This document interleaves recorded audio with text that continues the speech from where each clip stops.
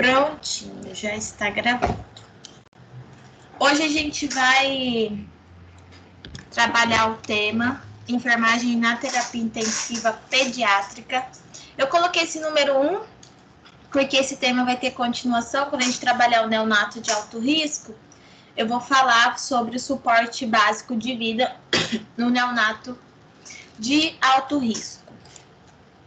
Eu vou aceitando vocês aos poucos aqui e a gente vai conduzindo a aula. Qualquer dúvida, qualquer intercorrência em relação à internet e tudo mais, vocês me dão um alô aqui, tá bom? Só me falar, professora, eu erguei a mãozinha aqui no Teams que eu dou uma parada, que às vezes trava, né, para vocês, e para mim tá tudo tranquilo.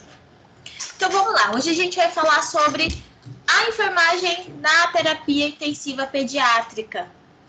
As principais, né, intercorrências, as principais formas de atendimento, as principais emergências que podem levar uma criança para UTI pediátrica. Então, vamos lá.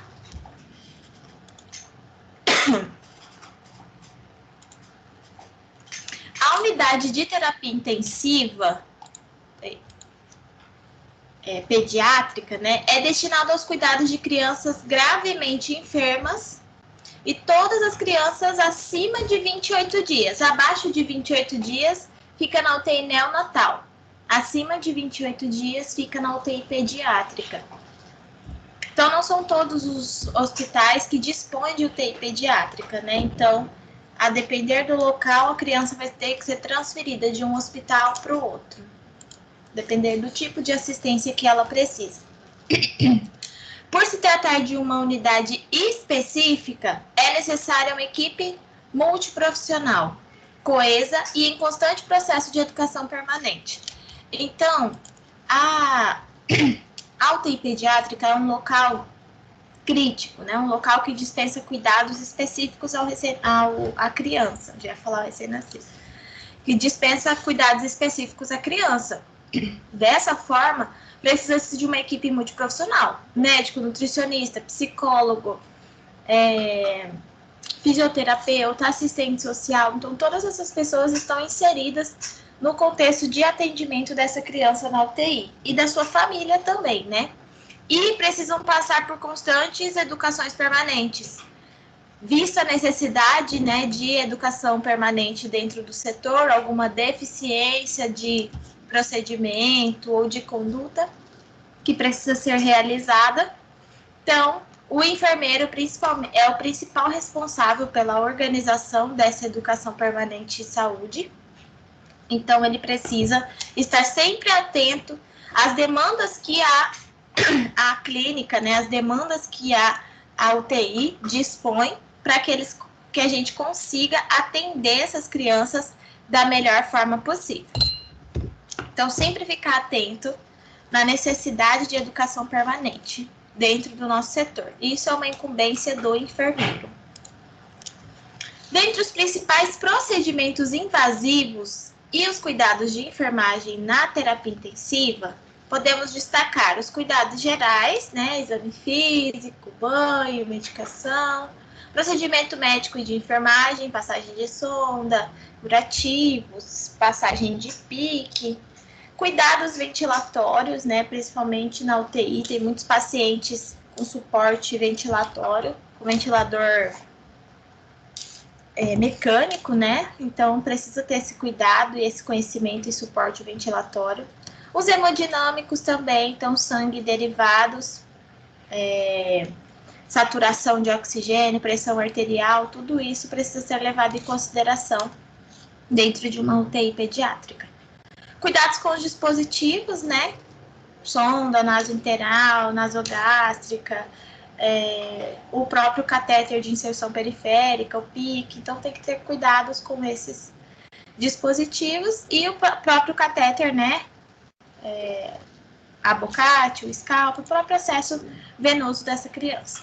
E cuidados com a pele também, né? Na UTI, se a criança estiver com a mobilidade prejudicada, a gente precisa ficar atento às mudanças de decúbito, né? Descompressão, para não ocorrer lesões por pressão nessas crianças dentro da UTI.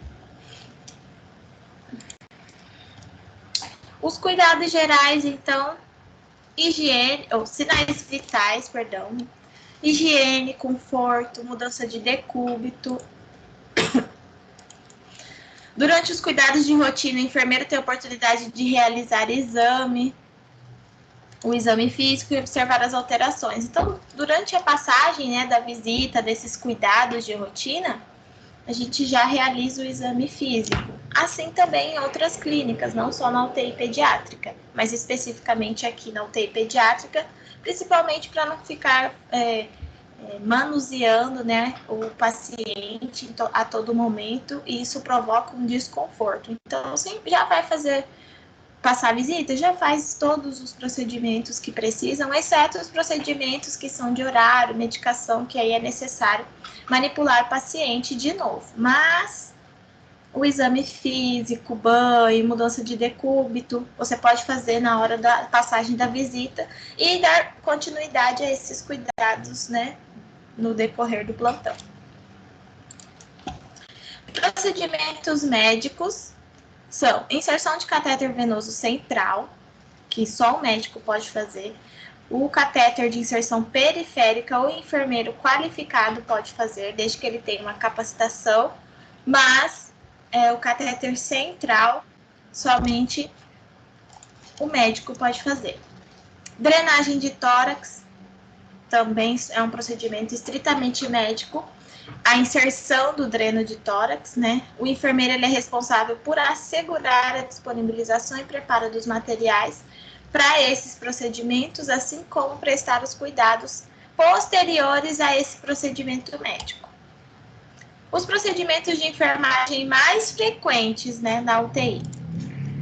Inserção de catéter venoso central, de inserção periférica, que é o PIC, sondagem interal, sondagem vesical e coleta de gasometria arterial. Esses são os procedimentos que são mais realizados dentro da UTI pediátrica. A gente vai ver detalhadamente cada um deles, né?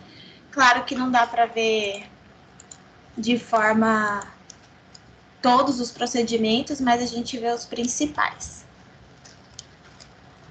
Espera aí que tem gente entrando. Então, vamos lá.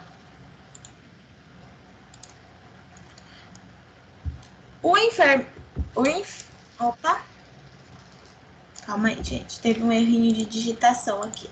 Então, o enfermeiro, né, precisa se atentar a manter a sua equipe habilitada. Então, é de responsabilidade do enfermeiro manter a equipe habilitada através de educação em saúde, através de levantamento das necessidades do setor. Então, às vezes, o enfermeiro ele não vai conseguir resolver todos os problemas, mas a responsabilidade de elencar esses problemas é dele. Então, ele precisa manter a sua equipe habilitada para atender as demandas dos cuidados hemodinâmicos com os dispositivos de pele, além da gestão da unidade. E também ainda tem atenção aos familiares, porque na UTI pediátrica todas as crianças têm um acompanhante. Dessa forma, né, a equipe de enfermagem tem que estar alinhada também com essas famílias. O procedimento médico mais comum é a inserção de catéter venoso central, que pode ser por venopunção ou dissecção cirúrgica. Esse catéter pode ser por venopunção, a punção de uma veia, ou por inserção cirúrgica, que geralmente crianças que precisam fazer longos tratamentos, por exemplo, crianças que têm câncer, eles fazem essa dissecção cirúrgica e inserem catéteres de acesso central para não precisar ficar puncionando, né? Geralmente crianças que fazem quimioterapia têm as veias bem difíceis, né, de acesso, ou são mais finas, ou o fluxo está diminuído, ou tem algum processo inflamatório. E esse processo torna-se muito doloroso, né? Essa punção venosa excessiva e às vezes não dá certo, então tem que funcionar mais de uma vez. Então, geralmente, essas crianças que precisam de tratamento contínuo por muito tempo, faz a inserção do catéter central por dissecção cirúrgica. Por exemplo, o catéter Portocat, ele vai dentro, né, dentro da pele. E aí o enfermeiro, também habilitado, faz a punção do portocate por fora. Mas a inserção do catéter em si é por dentro da pele e é feita de forma cirúrgica. Então, a venopunção, ela consiste em praticar a abertura por meio de instrumento apropriado, agulha, scalp, gelco, em veia periférica ou central. Então, venopunção nada mais é que a punção venosa mesmo, aquela punção que a gente faz, seja periférico ou seja central, com catéter agulhado ou não, né? O scalp é um catéter agulhado, porque você funciona com a agulha e pronto. E, né, o gelco, que é o abocate, né? Ele é um catéter não agulhado, porque você funciona e depois você tira a agulha não fica no paciente. Por isso tem esse nome. Quando vocês verem catéter agulhado e não agulhado, às vezes a gente acha essa nomenclatura na literatura.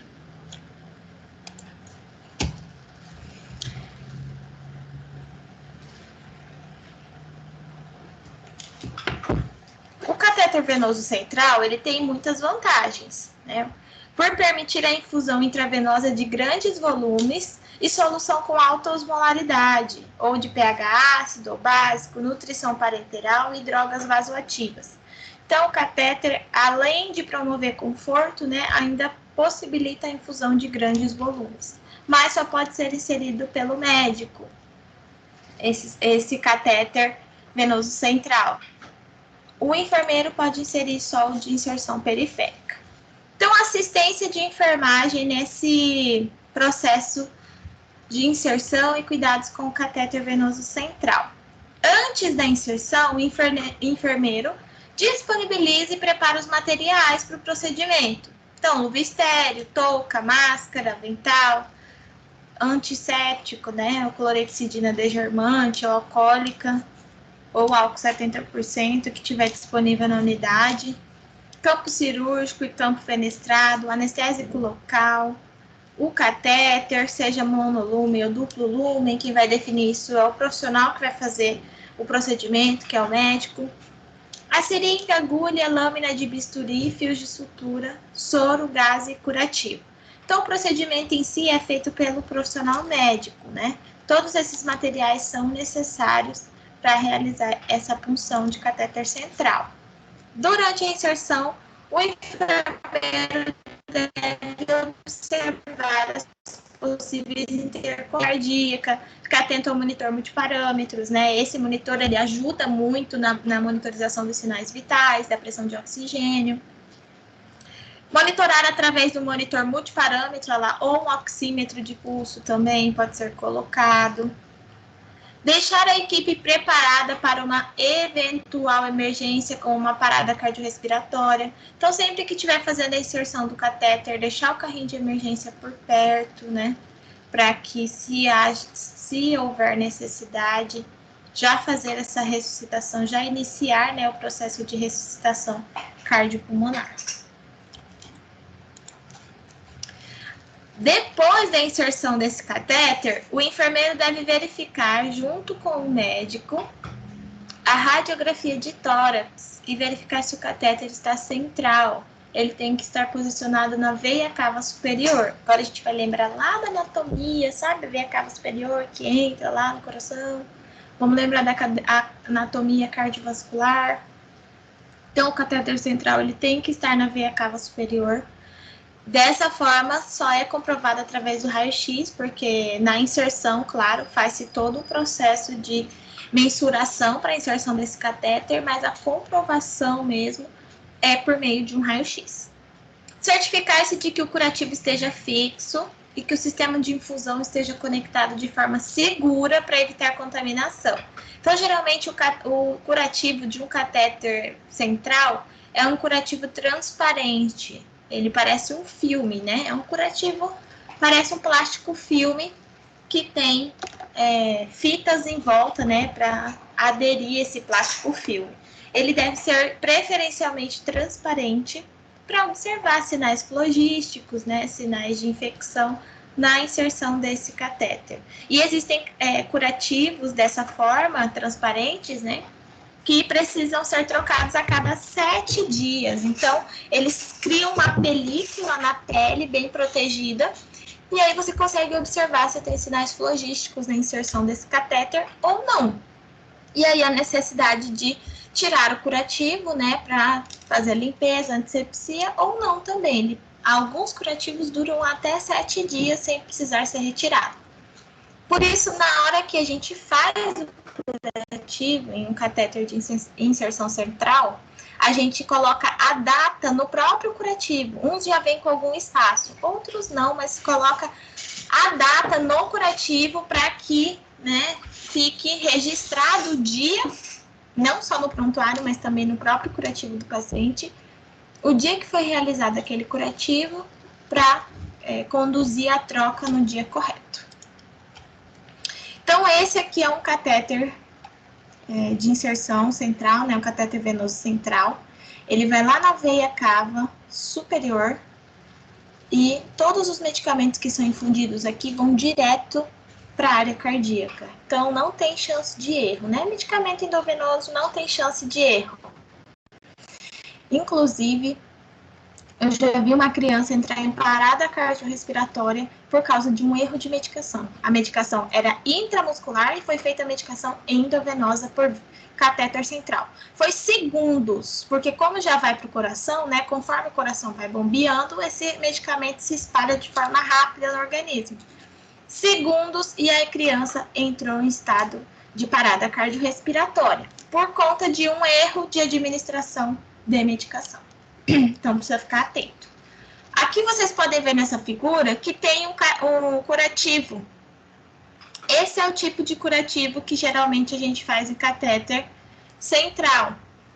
Caso haja essa oportunidade, né? Vão ter setores de saúde, mas não tem, geralmente tem esse tipo de material. Muito difícil não ter, mas pode acontecer, e aí você faz um curativo semi-oclusivo com gás e mesas esparadrapo, só que a manipulação vai ser maior para observar os sinais flogísticos, né?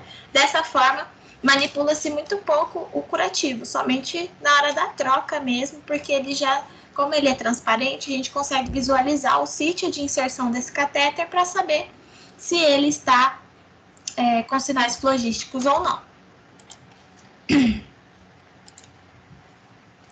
Na etapa de pré-inserção do catéter venoso central, o enfermeiro também vai supervisionar a segurança do procedimento. Se identificar que o médico não está usando paramentação correta, precisa intervir e solicitar que ele utilize.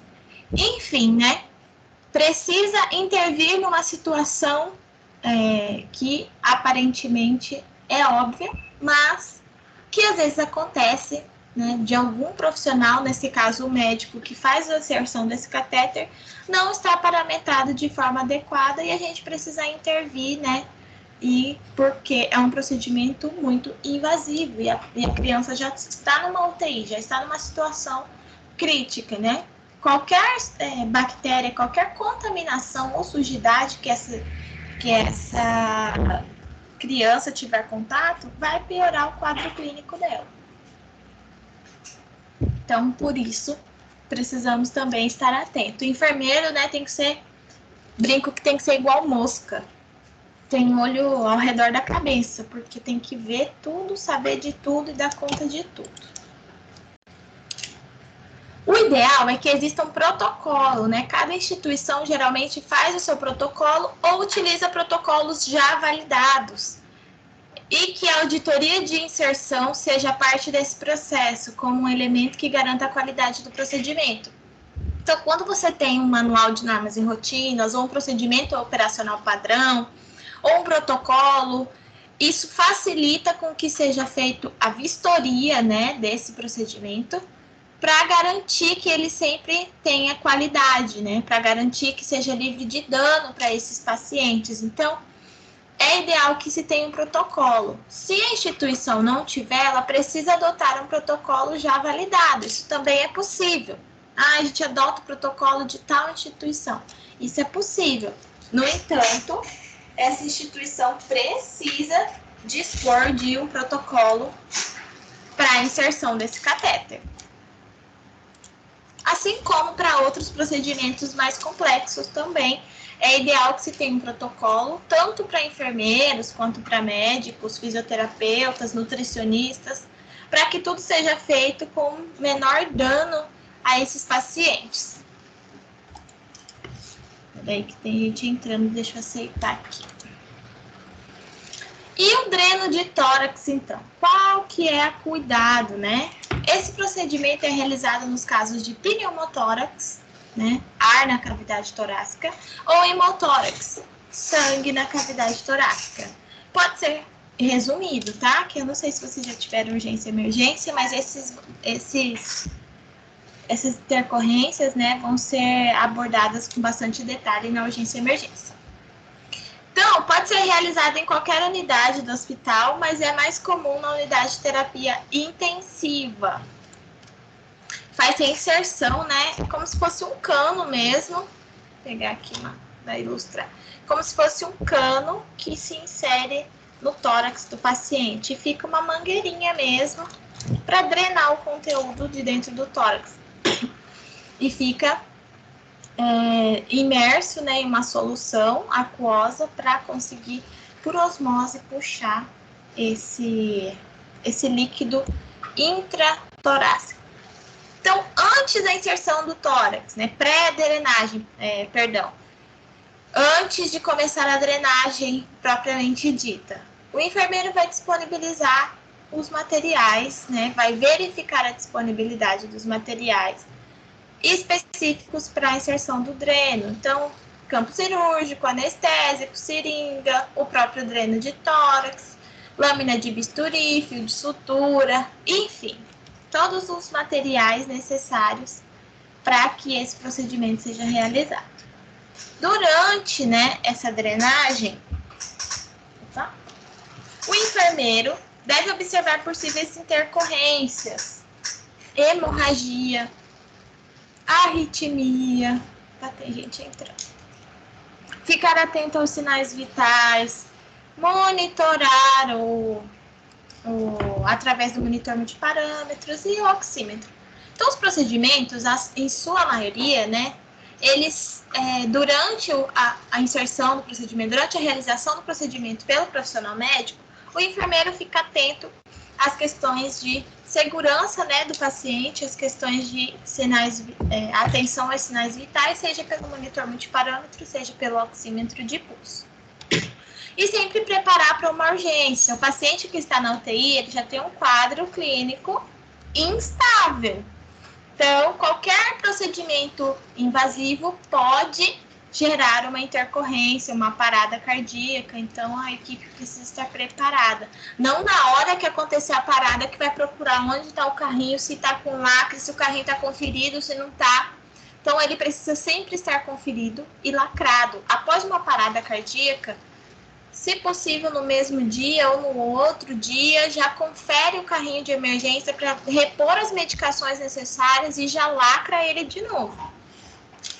Porque quando tiver outra parada, principalmente na unidade de terapia intensiva, que isso é muito recorrente. Então, quando tiver outra parada, esse carrinho já está devidamente lacrado e inspecionado.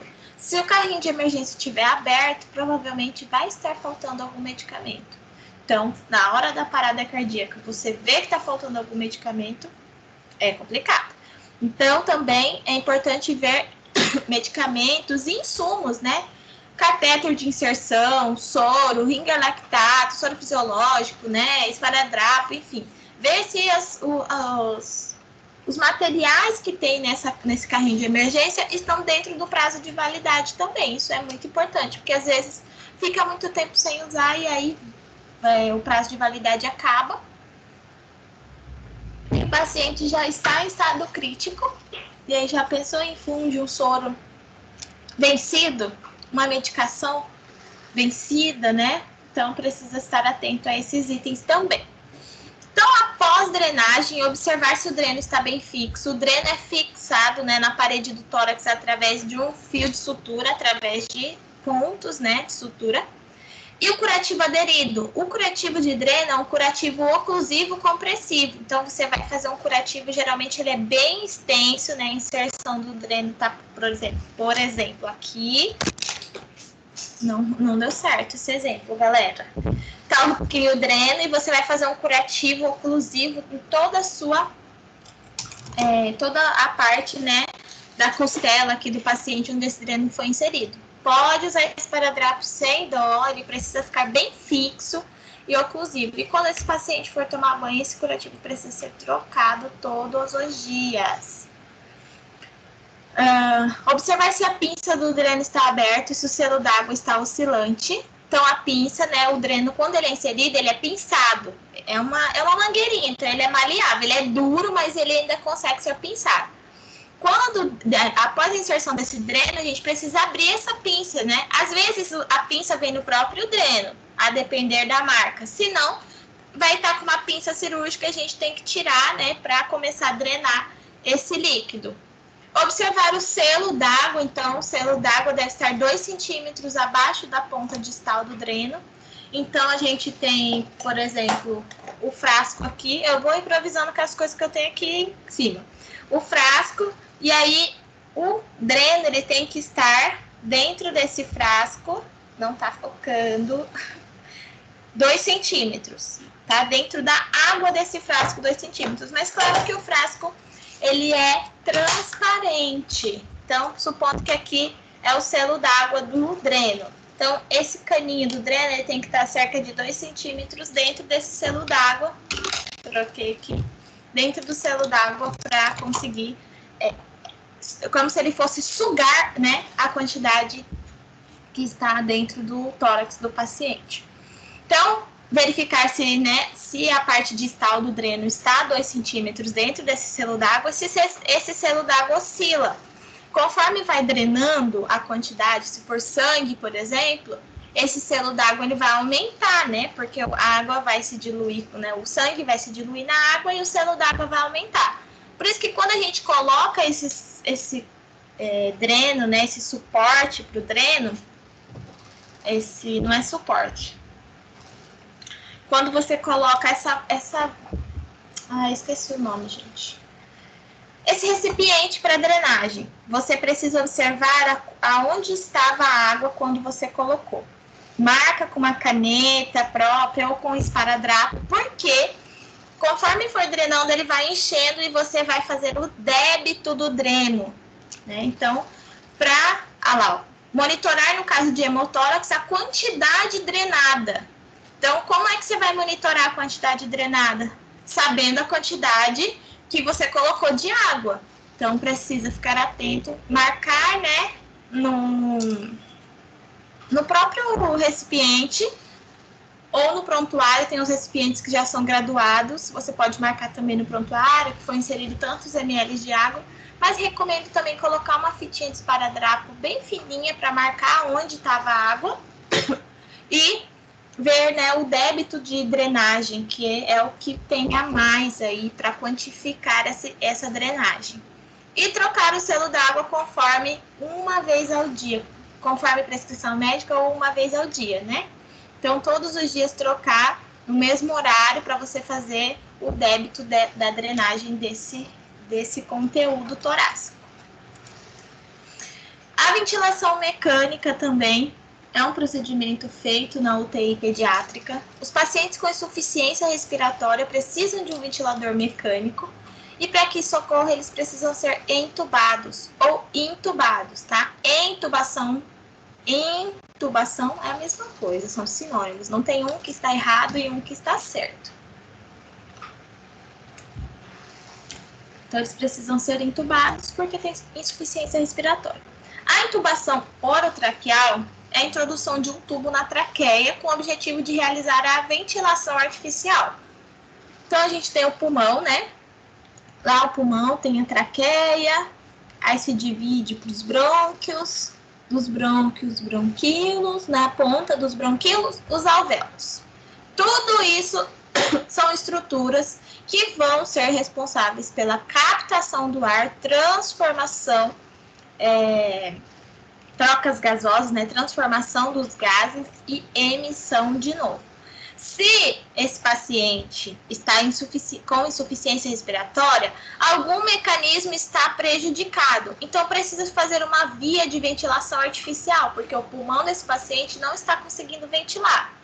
Insere-se um tubo na traqueia e da traqueia, que ramifica os brônquios e os bronquíolos e os alvéolos. Então, você vai enviar o ar diretamente para dentro desse pulmão, sem fazer com que o paciente precise inspirar, porque ele está com insuficiência. O seu pulmão não está capaz de inspirar, não está capaz de prover oxigênio. Então, esse tubo, ele vai fazer essa função artificialmente.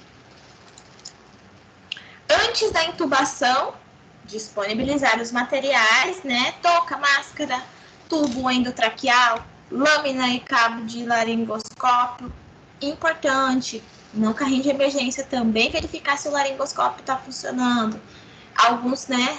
A maioria são a pilha. Então, vê se tem pilha para o laringoscópio, porque ele tem uma luzinha, né? Uma lanternazinha que auxilia na hora da intubação. Então, verificar se essa luzinha está funcionando, se as lâminas estão lá, se está faltando alguma lâmina, principalmente na pediátrica, que você tem desde bebês, né, maiores de 28 dias, até crianças maiores, 10, 12, 14, 15 anos. Então, precisa ter diversas lâminas de laringoscópio para fazer essa intubação. Então, precisa conferir esse material também. Reanimador manual, seringa de 20 ml, estetoscópio e material para fixar esse tubo. O enfermeiro testa o funcionamento do laringoscópio e da rede de gases, que depois dessa intubação vai ser conectado, né, o oxigênio para esse paciente. Em caso de necessidade de aspiração, também vai ser conectado o sistema de vácuo. Mas eu preciso ver se realmente esse oxigênio está disponível, porque às vezes ele está lá na parede, né? Somente aqueles que já vêm fixos na parede. Na UTI já vem fixo. Mas ele está funcionando? Tem algum erro na rede que por algum motivo não está chegando oxigênio naquele leito, né? Então a gente precisa ver, observar esse tipo de conduta. E o ventilador mecânico, né, se está funcionando também, porque depois que faz a intubação, você vai colocar o ventilador mecânico e ele não funciona por algum motivo. Por isso que é preciso testar esses equipamentos antes, porque se tiver com algum defeito, né, algum erro, acusando algum erro, a gente já precisa encaminhar para o setor de manutenção do hospital. Checar todas as conexões e posicionar o paciente para o procedimento. Então, durante a intubação, nossa, deu uma coceira na nariz. O enfermeiro deve observar possíveis intercorrências, como queda de saturação e bradicardia. Então, esse paciente também ele pode refluir conteúdo gástrico caso o tubo seja inserido em local incorreto. Às vezes pode acontecer, né? Em vez de ir para a traqueia, vai para o esôfago e aí começa a drenar conteúdo gástrico. Mas cuidado para o paciente não aspirar esse conteúdo, caso isso ocorra. Monitorar, né, através do multiparâmetros ou oxímetro, essa saturação, bradicardia, porque o paciente já está em insuficiência respiratória, né? E a inserção do tubo pode causar um incômodo na traqueia e causar a queda da saturação de oxigênio. Deixar a equipe preparada para uma eventual emergência. Após a intubação, checar a fixação do tubo. Então, fixar o tubo de forma que ele não seja perdido, né, deslocado. Se você fixar o tubo do lado direito, por exemplo, né, tomar cuidado para que esse tubo esteja bem fixado para ele não ir para o lado esquerdo, principalmente bebês, que eles movimentam muito a língua, né, fazem um movimento de sucção e também eles ficam o tempo todo movimentando a língua. Isso pode deslocar o tubo, por isso tem que estar bem fixado para que esse tubo não saia do lugar ou pior, né, não seja retirado ou perdido, depender do tamanho da criança. Se ela não tiver sedada, né, inconsciente, ela às vezes assusta ou tem algum reflexo de puxar esse tubo. Então, fixar bem para que isso não aconteça. Em neonatos, usa-se fita adesiva tensoplast para fixar. Em crianças maiores, pode-se fixar com um tipo de cadarço. Então, geralmente, usa-se esparadrapo. Essa fita tensoplast é uma fita mais sensível, né? porque o esparadrapo na pele de neonatos, por exemplo, na hora que você tira o esparadrapo, você pode arrancar a pele, pode causar lesões, né? E aí vai piorar o caso. Realizar aspiração, se necessário, após a ausculta pulmonar e monitorar a saturação de oxigênio. Então, eu auscultei, tem ruídos adventícios, tem ronco, sibilo, presença de secreção. Vou fazer uma aspiração do tubo, ou às vezes a obstrução do tubo também por secreção traqueal. A gente tem que observar todos esses processos que vão acontecendo ao longo da internação desse paciente, né? Ao longo dos cuidados com esse tubo. A criança entubada precisa, percebam que até aqui, intubação e entubada, não tem problema. Precisa estar sob supervisão multiprofissional. Então, o profissional, né, de enfermagem, ele precisa ter um conhecimento básico em assistência ao paciente crítico, né, ao paciente de uma UTI neonatal, e também a sua equipe multiprofissional. O fisioterapeuta ajuda muito também.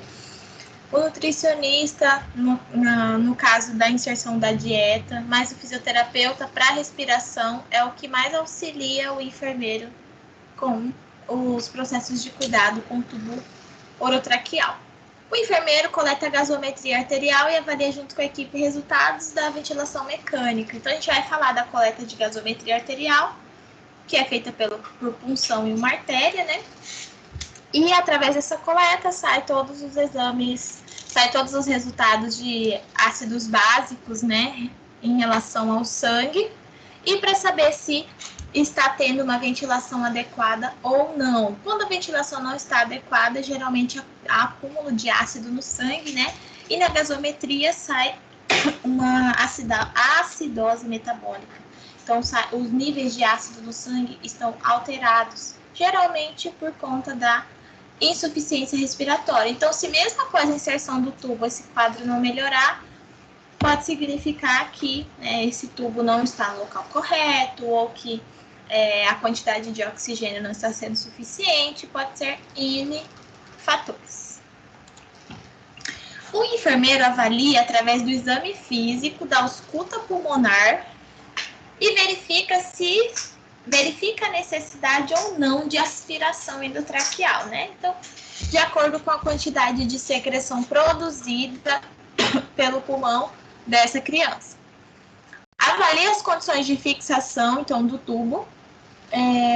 Caso não haja prejuízo, a gente pode alterar o local do tubo para não causar lesão, né, na boca desse paciente, pode ir alterando o local de fixação desse tubo, a depender da quantidade de tempo também, né, que essa pessoa está com esse tubo, e avalia as condições de fixação e implanta ações para evitar incidentes. Então, sempre monitorando sinais vitais e possíveis intercorrências, que na UTI é muito comum.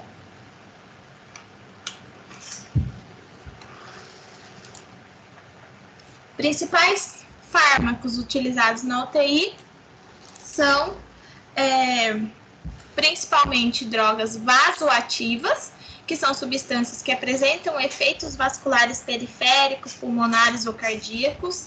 Então, eles causam vasodilatação, vasoconstrição, para aumentar ou diminuir o fluxo sanguíneo. Então, consequentemente, vão causar alterações no fluxo cardíaco, né, na respiração dessa criança, nas condições pulmonares. E elas são muito utilizadas para controle hemodinâmicos da criança, né? Então, se precisa dilatar o vaso para aumentar o fluxo de sangue, diminuir a pressão arterial, precisa-se diminuir o fluxo de sangue. Então, a depender do objetivo, é que vai ser administrado esse tipo de droga vasoativa, que é prescrita pelo médico, o enfermeiro faz a administração dessa medicação. As drogas vasoativas são classificadas em vasodilatadoras, aqui, que tem propriedade de dilatar os vasos sanguíneos, até coloquei uma imagem aqui. E tem gente entrando ainda. E vasoconstritores, que tem a propriedade de contrair os vasos sanguíneos. Então, aqui a primeira o primeiro vaso sanguíneo aqui, digamos assim, é um vaso sanguíneo normal. O segundo é um vaso sanguíneo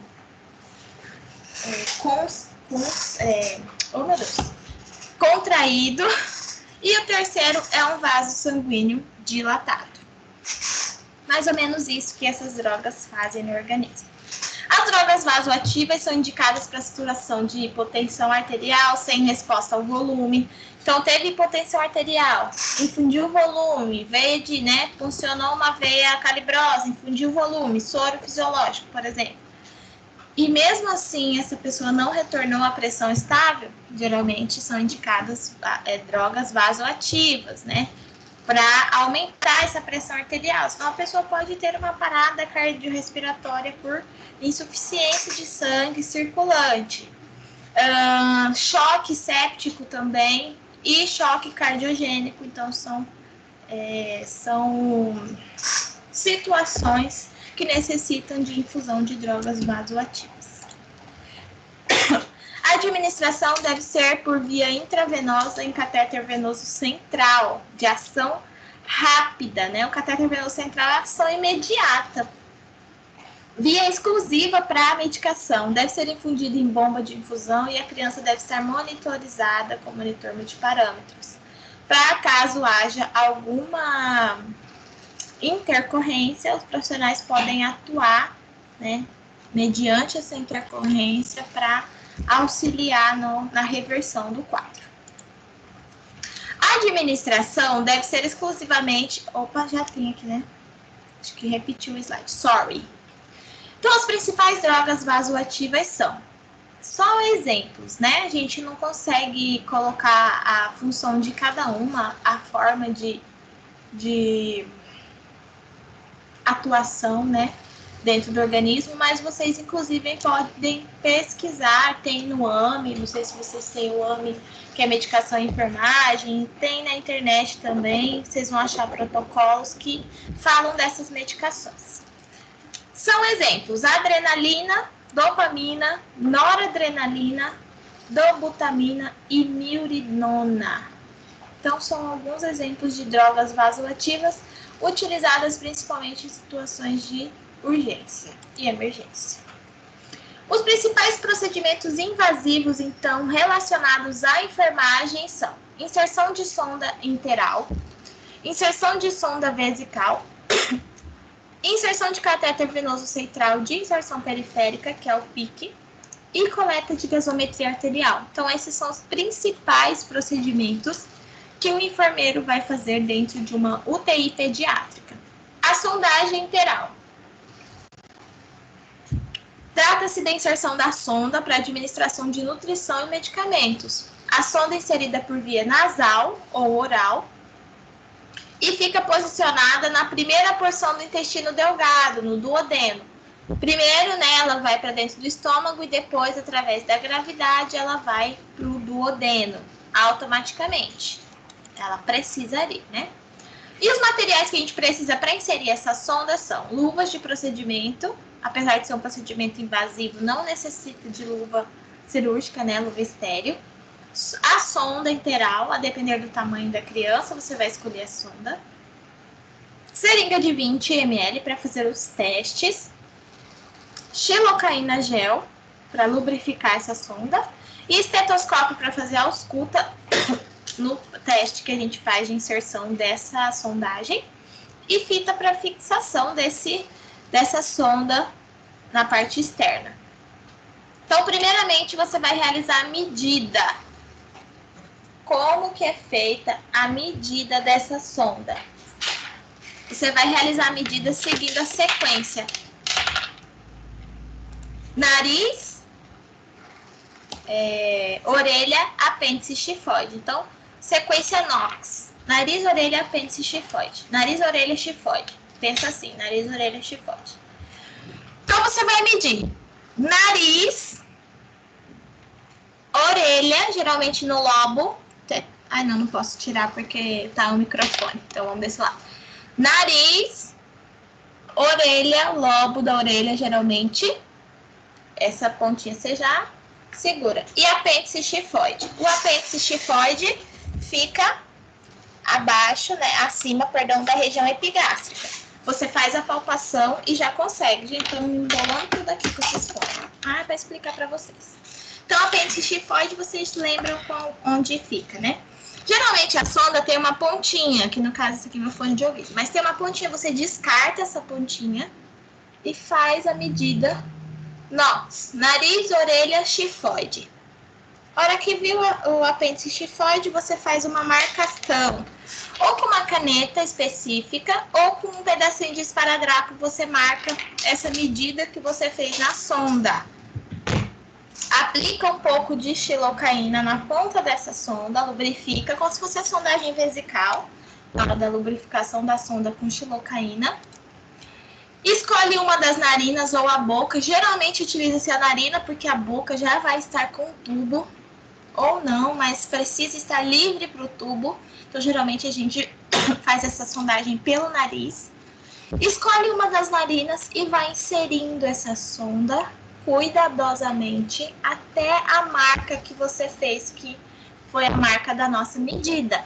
Chegou naquela marca, para a inserção e faz a fixação desta sonda. Depois, né, você faz os testes. Posiciona o estetoscópio na região epigástrica, abaixo do processo tifoide, e injeta uma seringa de 20 ml de ar. Coloca o estetoscópio no ouvido, região epigástrica, injeta o ar na sonda. Se a escuta for positiva, você vai escutar como se fossem bolhas ou alguns ruídos, né? Se não tiver conteúdo gástrico, serão ruídos. Mas você vai auscultar. Geralmente a região epigástrica não tem nenhum barulho, a não ser aqueles ruídos hidroaéreos, né? Mas quando você injeta o ar, você escuta o ar, né, dentro dessa região epigástrica. Se você escutar, a sonda está no estômago e vai seguir o seu posicionamento. Se não escutar, pode ser que essa sonda não esteja inserida. Você pode também realizar o teste de aspiração do conteúdo gástrico. Aspira com a seringa. Se voltar o conteúdo gástrico, beleza, devolve o conteúdo gástrico devagarzinho e está inserida. Fez esses dois testes, não voltou, aguarda a realização do raio-x de tórax para saber se está no local ou não. Geralmente faz esse raio-x rápido. Então, se não tiver, você vai tirar e inserir novamente, tá bom? A confirmação, então, fixação da sonda, até coloquei aqui, ó, alguns modelos, né, algumas formas de fixação dessa sonda. E aí solicito o raio-x de tórax, porque essa sonda, ela tem a sua pontinha, ela é feita de ferro, tipo um ferro, né, um inox.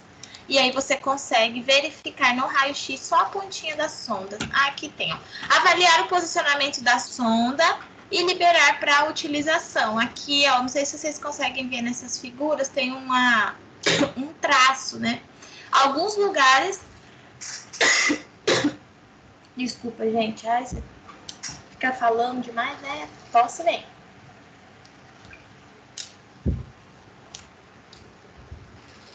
Alguns lugares, algumas vezes a gente vai conseguir ver todo o trajeto dessa sonda. Outras vezes, a depender também da forma que esse raio-x foi feito, você vê a ponta da sonda e aí para saber se está no local indicado ou não, né? Se está seguindo o seu fluxo para o duodeno. Registre esse procedimento no prontuário do paciente. Para a sondagem... Oi. Eu acompanhei um paciente que ele tinha um desvio, teve que fazer via endoscópica. Na criança também já tem esse desvio, ou ele, conforme a pessoa vai crescendo, ele vai desenvolvendo o desvio? O que é? Pode ocorrer sim um desvio, né, do esôfago, um desvio do intestino, e aí isso vai comprometer a inserção dessa sonda. Então, se essa criança tiver alguma patologia relacionada à inserção, né, ao intestino ou ao esôfago, a gente faz a avaliação e se for comprovado, vai precisar fazer uma passagem por endoscópio ou faz-se uma por outra via, né? Faz uma inserção cirúrgica para passar essa sonda por outra via que não seja a narina, né? Porque ela não vai seguir esse fluxo. Ela pode ir para a traqueia, adentrar o pulmão, ou ela pode ir para o estômago, mas não ir para o duodeno, que é onde ela vai receber todas essas medicações e essa alimentação. Então, pode ocorrer sim. Não é garantido que ao longo da vida dela esse desvio vá sumir, né? Não sei se o paciente que você pegou era adulto. Era adulto? Era adulto. Inseria nas narinas, né? Em uma narina. Ela não passava da narina, entendeu? O desvio já era bem ali. Ah, não sim, tinha um desvio de septo, né? Provavelmente. Então, alguma coisa. Então, nesses casos, quando a gente oferece essa resistência, a gente troca a narina. Se não tiver como, passa pela boca. Porque como o desvio dele era em cima, né, de septo, ao passar pela boca, acho que já seria uma oportunidade, caso esse paciente não esteja com tubo, né? Senão, a gente precisa ou tentar na outra narina, ou ver a possibilidade de uma inserção pelo abdômen, né? Outra forma de inserção dessa sonda, para garantir a alimentação desse paciente. Tá bom? Mas pode ocorrer sim, tanto desvio, né, nas vias aéreas superiores, quanto desvio do nariz, do septo, ou desvio nas vias digestórias também, isso pode acontecer. Então, não é muito comum, mas acontece, principalmente, né, na UTI, que são crianças que demandam cuidados especiais. Nessa sondagem, gente, a sonda ela vem com fio guia dentro da sonda. E aí você faz a retirada desse fio guia. Inseriu a sonda, você pode tirar o fio guia. Recomendo que enrole e guarde esse fio guia, né, junto ao paciente. Geralmente a gente coloca dentro de uma luva e guarda com o paciente para que, se precisar readequar essa sonda, você insere de novo. Retira a sonda, insere o fio guia, né, e pode passar no paciente se ela não tiver sido contaminada. Então, passou a sonda, já retira o fio guia, ele vem encaixadinho, você puxa, ele sai um fiozinho de ferro mesmo. Você tira e aí a sonda fica dentro do organismo do paciente. Mas a confirmação é só por raio-x, porque a pontinha dela já ajuda nessa confirmação. Então, precisa ter muito cuidado com a inserção da sonda, para não atingir as vias pulmonares. Se você atingir, geralmente quando você passa uma sonda e o paciente já começa a apresentar sofrimento respiratório, né, começa a apresentar dispneia, fala que tá com falta de ar. Se for criança, geralmente eles não vão falar, mas vão apresentar dispneia, muita tosse, pode significar que, ao invés, né, de estar seguindo o seu ciclo no esôfago, ele tenha ido para a traqueia e essa criança está tendo sofrimento respiratório. O ideal é tracionar a sonda e passar novamente. A sondagem vesical também é um procedimento realizado pelo enfermeiro na UTI neonatal. Aqui eu coloquei essa imagem para a gente relembrar as estruturas: rim, ureter, bexiga e uretra. São as principais estruturas, né, resumidamente, do sistema renal e urinário para se passar uma sonda.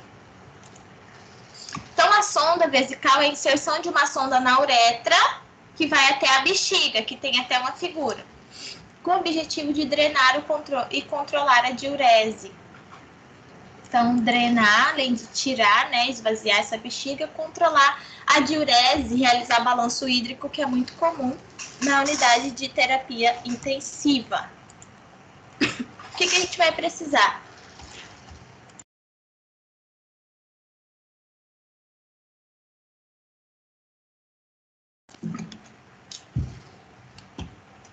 Poxa, é difícil a tosse.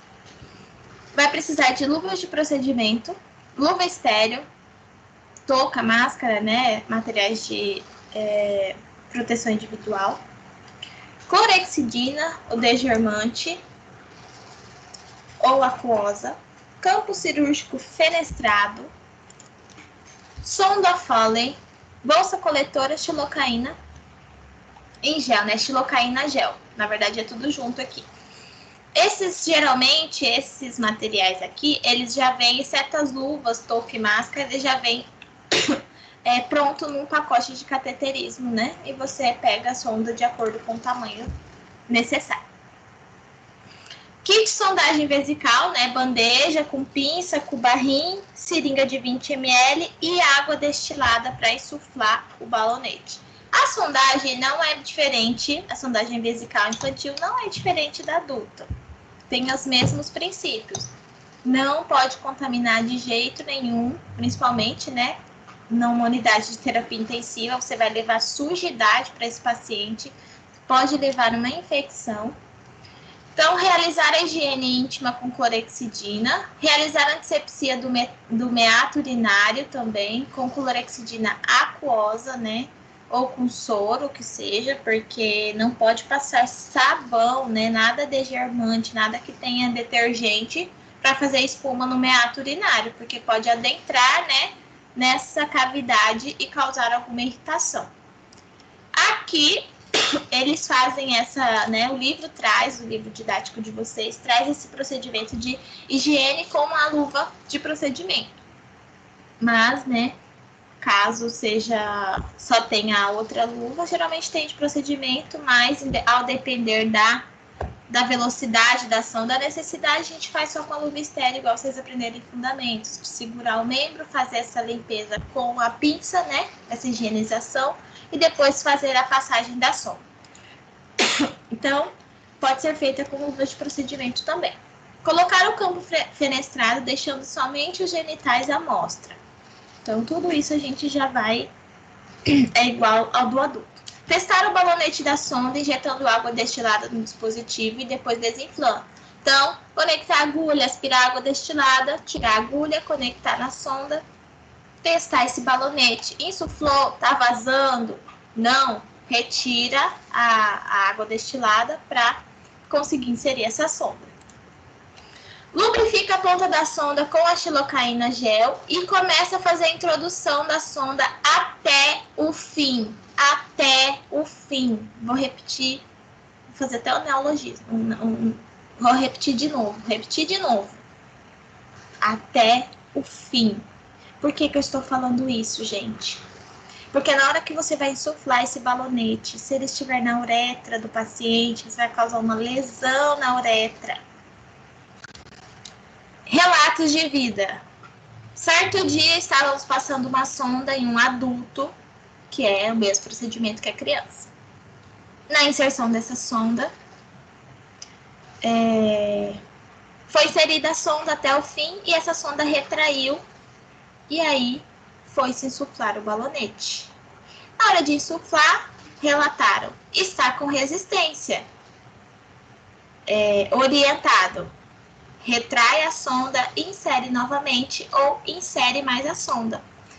E a pessoa continuou tentando insuflar o balonete, mesmo após a orientação. O que aconteceu? Foi lesionando a parede da uretra do paciente, porque a uretra, você enfiou um tubo e queria abrir esse tubo, né? Insuflar esse tubo dentro do paciente, insuflar essa sonda.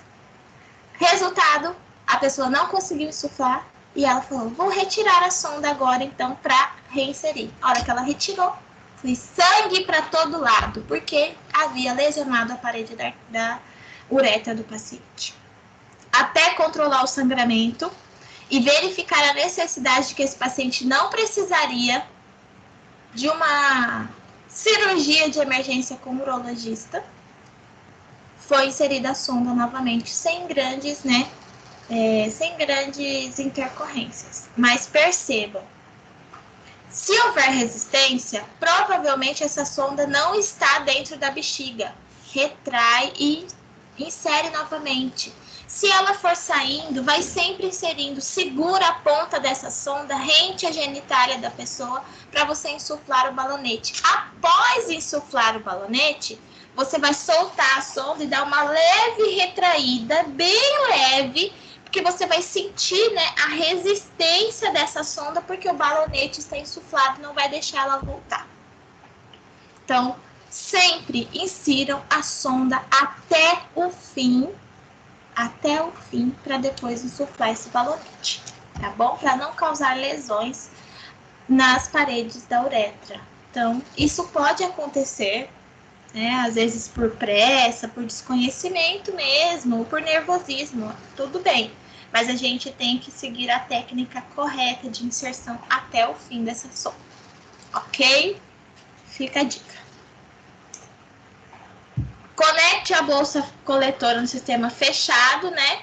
Conecte antes de inserir a sonda, senão vai refluir essa diurese e vai virar uma bagunça no leito. Então, antes de inserir a sonda, você já conecta, né, em uma das partes a bolsa coletora. Fixa a sonda com fita adesiva na coxa para evitar a desconexão acidental ou o tracionamento dessa sonda. Então, geralmente a gente fixa na coxa do paciente.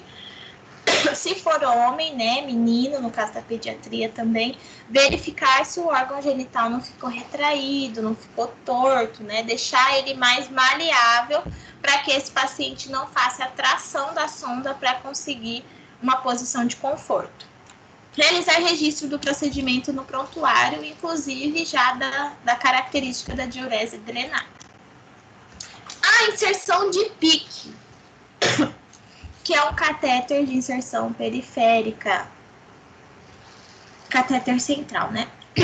Existe dispositivo no mercado de PICC de calibre 1 até 5, podendo ser duplo ou monolumen, e a partir de 1.9 tem fio guia dentro do catéter para indução. A gente vai ver as principais etapas de uma inserção de catéter.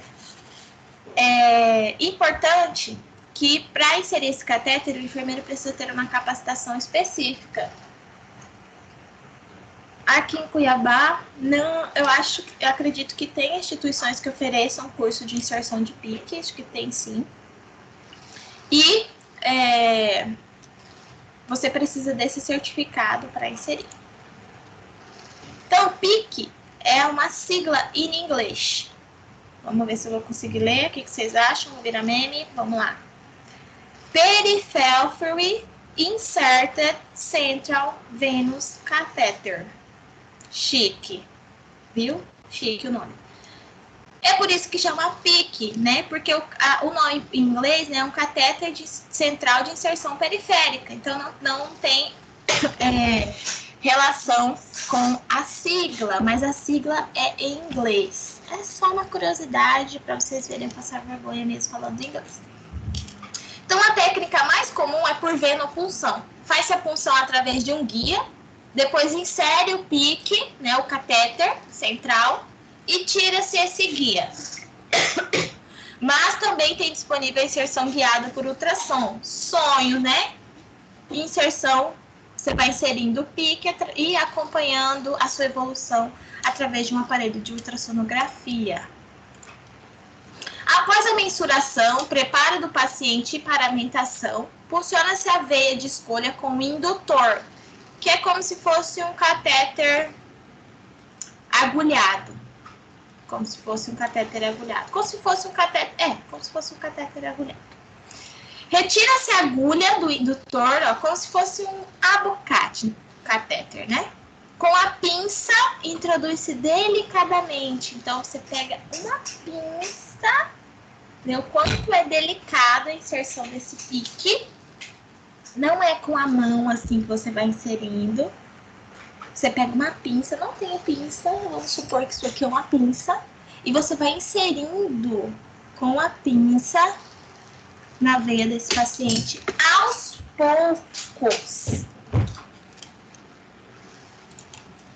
Os materiais básicos para inserção, né, desse catéter compõe-se o kit de PICC, que também geralmente já tem pronto na unidade. Garrote, fita métrica para medir até onde vai ser inserido esse PICC, pinça e o indutor. O indutor é esse que está aqui no meio do catéter, não sei se vocês conseguem verificar.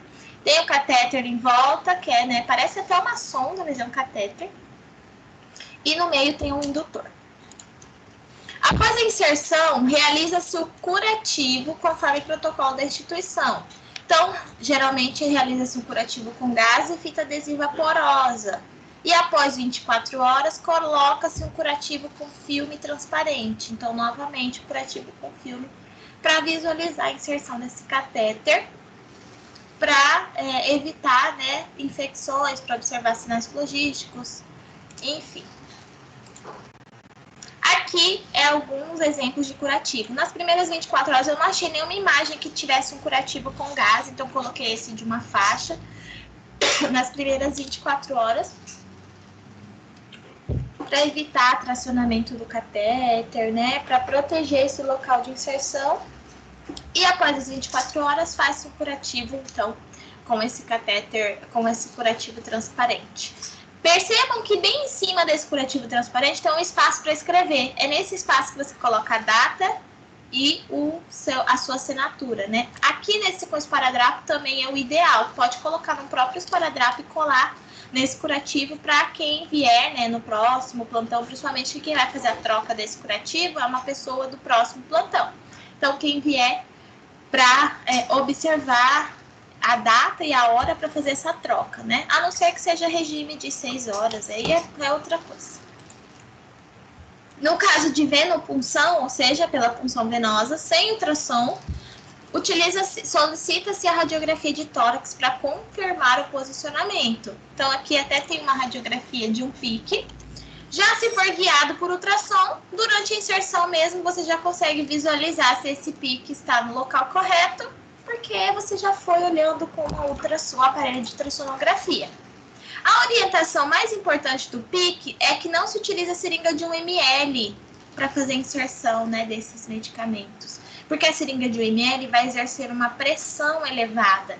Ela é muito fina e ela vai exercer uma pressão e pode romper esse catéter. Por isso, as medicações são indicadas a serem fundidas em seringa de 10 ml. Então, isso é um cuidado importante com o pique.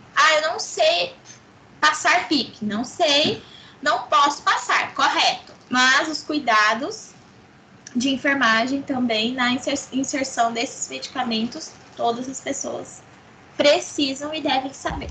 Então, não usar seringa de 1 ml, porque os volumes vão ser muito pequenos, principalmente na pediatria. Usar seringa de 10 ml, que ela não vai exercer tanta pressão na parede do catéter. Aqui eu coloquei um link, só que eu acho que não vai abrir aqui.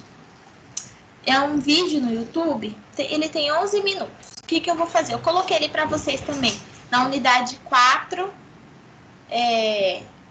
unidade 4, seção 2. Unidade 4, seção 2. Tem o vídeo desse link, lá mostra o passo a passo da inserção de um catéter periférico, de um catéter central de inserção periférica. Não é em criança, não achei nenhum vídeo em criança, mas é em adulto e mostra todas essas etapas que a gente viu até agora. Então, eu posso mandar o link lá no grupo também. Nossa, me deu um delay aqui, fiquei 2 segundos, pessoal. Mas ele está lá no portal, então recomendo vocês entrarem no portal, em nome de Jesus, entrar no portal, vai lá na unidade 4, na seção 2, que vai ter o link desse vídeo, assistam, é muito bacana você entender esse processo, né? E aí vai que algum de vocês se interessem, depois que terminarem a faculdade, né, vão trabalhar na área pediátrica ou até a inserção de catéter pique em adulto também pode estar se especializando. A coleta de gasometria também é feita na pediatria. Então, trata-se da coleta de sangue de uma artéria para análise laboratorial. A artéria de maior escolha é a artéria radial, né, que vem até aqui, mais ou menos, o pulso, sobe aqui pela mão. A artéria radial é a de que mais se escolhe, mas pode usar qualquer outra artéria para coletar sangue, tem que ser sangue arterial. Então, os materiais, luva, gaze, clorexidina alcoólica ou álcool 70%, né, a depender do que tiver na unidade. Seringa heparinizada, geralmente com 1 ml, então tem que ser uma seringa, geralmente uma seringa de 1 ml que esteja heparinizada, ou seja, com heparina, 0,1 geralmente ml de heparina, para não coagular esse sangue. Agulha ou scalp para fazer essa punção. Pode ser agulha, quando você retira, né, quando você retira o sangue através de uma agulha, ou pode ser um scalp, que você vai puncionar, né, e aspirar esse sangue também. Espera aí, que tem gente que tá entrando, acho que vai caindo a internet de vocês, né? A importância da heparinização da seringa, que será feita a coleta com a finalidade de facilitar a subida do êmbolo ao puncionar a artéria, e também enfatiza-se a utilização de apenas 0,1 ml de heparina, pois maiores quantidades podem alterar a pressão, né, de CO2, então podem alterar a concentração de PCO2. Então, a heparina é para facilitar, mas não é recomendado que use muito. Ops. Então, a coleta de gasometria, você vai palpar a artéria radial. Com o garrote fica mais fácil, né? Que eu tô palpando a minha aqui, não tô conseguindo encontrar muito bem. Realizar antisepsia com clorexidina ou álcool 70%. Funcionar a artéria. Em neonatos, ângulo de 15 graus. Ou paralelo à pele, como se fosse intradérmica.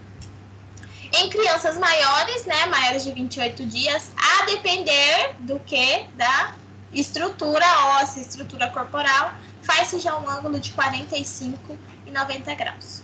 Se vocês verem a punção, uma punção de recém-nascido, né, ou de neonato, ou crianças com baixo peso, tem alguns vídeos também no YouTube, vocês vão ver que o ângulo da agulha é bem diminuído para fazer essa punção, porque senão você transfixa, né, essa veia ou essa artéria, no caso da gasometria. Preencher a seringa heparinizada com sangue, então geralmente 0,3, 0,6 ml já é suficiente. Fazer leve compressão no local da punção para evitar hematoma, então retirou a agulha, faz leve compressão, né, para esse sangue coagular e evitar extravasamento e hematomas. Homogeneizar a amostra fazendo rolamento delicadamente da seringa. Delicadamente.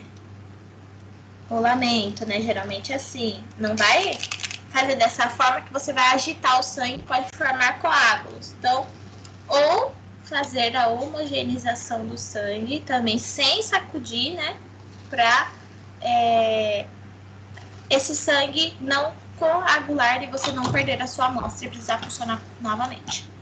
Encaminhar imediatamente essa coleta para o laboratório e realizar o registro do procedimento.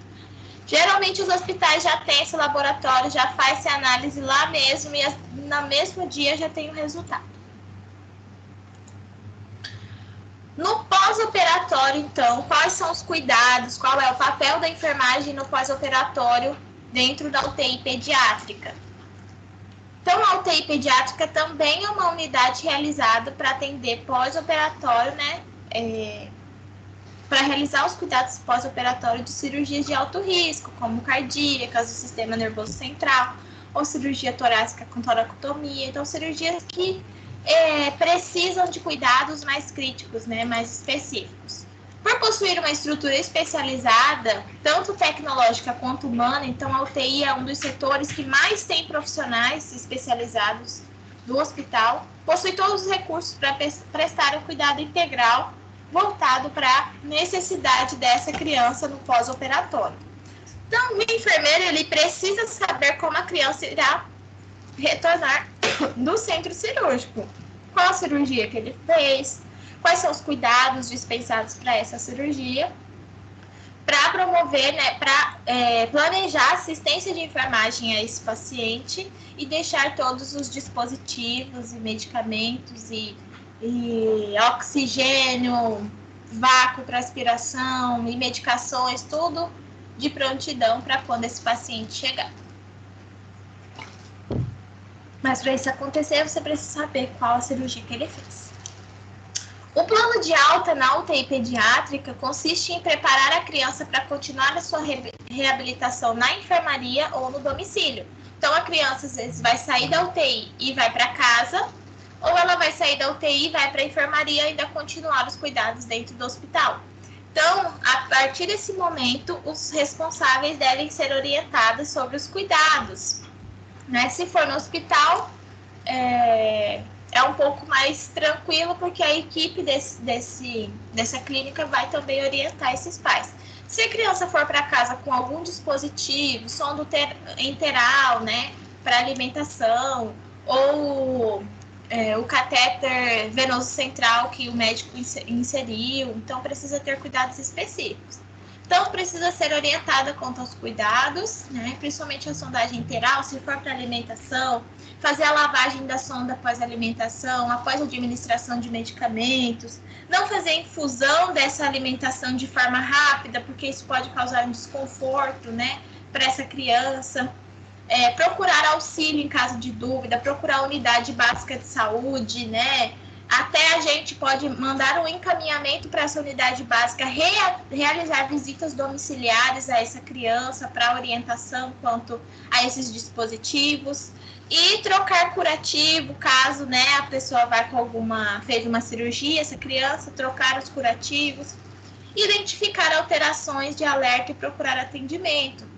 Então, se essa criança, no caso da sonda enteral, apresentar engasgo, né, refluxo, apresentar sinais de inflamação nesse curativo, procurar atendimento para que essa criança seja assistida. Mas para que isso ocorra, a gente precisa relatar, precisa entregar para esses responsáveis um plano de alta, lembra da aula que a gente teve, com todo o histórico resumido, né? Todo o histórico do paciente, as medicações que ele tomou e quais são os cuidados a partir dali, quais são os sinais, digamos assim, de perigo para eles procurarem atendimento médico, né? Procurarem atendimento num setor de saúde. Então, precisa estar tudo por escrito, porque às vezes você fala, as pessoas não absorvem, elas esquecem ou elas não entendem o que você está falando. Então, sempre, né, seria interessante perguntar se tem alguma dúvida, se ficou tudo claro, escrever no papel de forma mais clara possível, com uma letra legível, se puder digitado, melhor ainda. Fazer um plano de cuidados para essa criança em casa, caso ela não tenha assistência home care, por exemplo, sejam os próprios cuidadores, né, responsáveis que vão desprover esse cuidado. Então, isso é função do enfermeiro, fazer essa orientação também, esse plano de alta para essa criança. E quando ele sai da UTI para alguma clínica do hospital, também encaminhar o plano de alta para que essa clínica que vai receber essa criança saiba de todo o histórico desse paciente. Se tiver prontuário eletrônico, ótimo, vai estar tudo lá no prontuário eletrônico e você pode também registrar essa alta no prontuário, a alta da UTI. Caso não tenha ainda, seja prontuário escrito, você vai precisar. Alguém quer perguntar? Renan. Oi, Renan.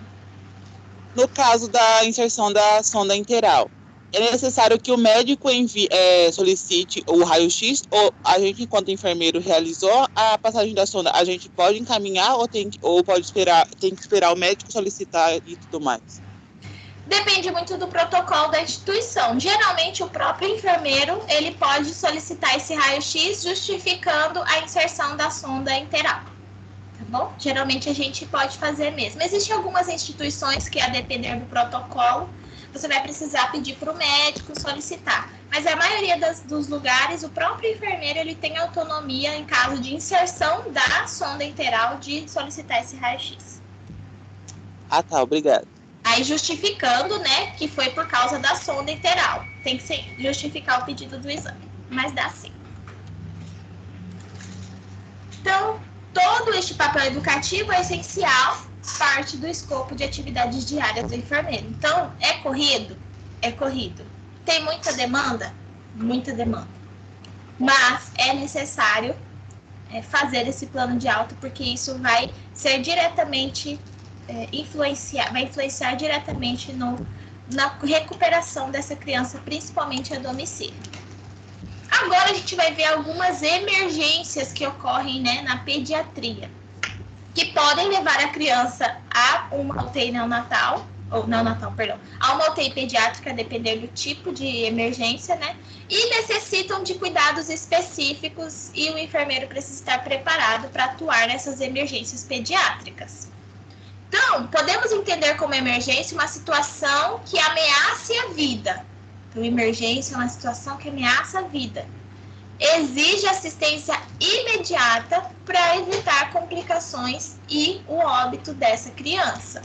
Então, precisa agir imediatamente. As regras de atendimento de emergência são muito importante esse slide. Manter a calma. Então, né? Às vezes as próprias pessoas, quando sabem que você é enfermeiro ou é estudante de enfermagem, começa a te apavorar.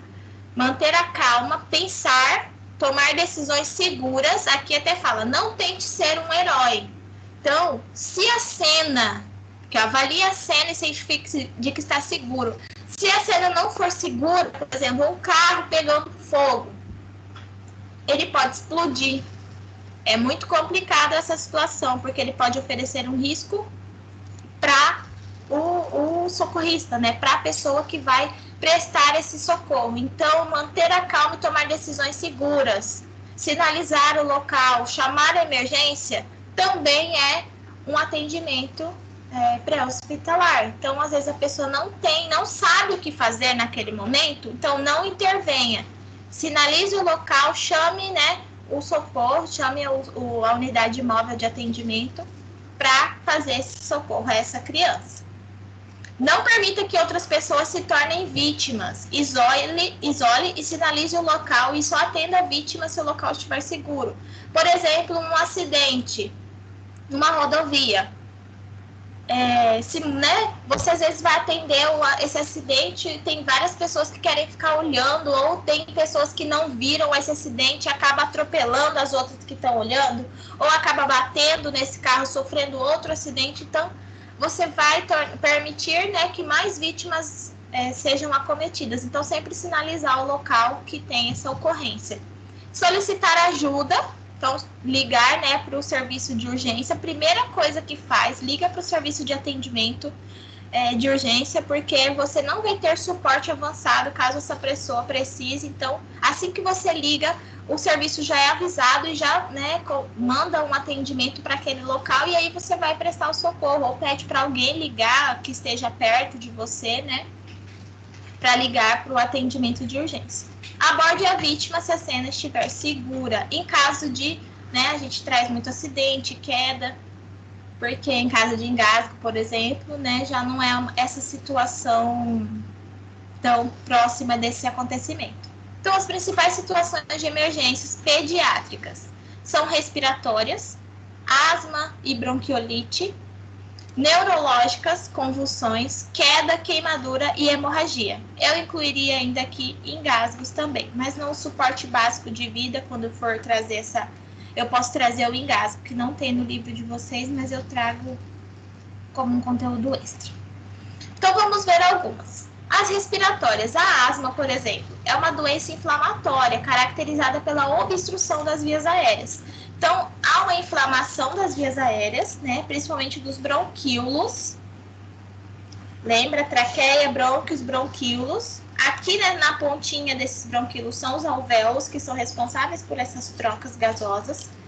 Então, na asma, há uma inflamação dessas vias respiratórias e pode ter produção de muco. Então, a via que tinha um lúmen, né, que passava, que tinha uma luz dentro daquele bronquíolo, ele diminui por esse processo inflamatório.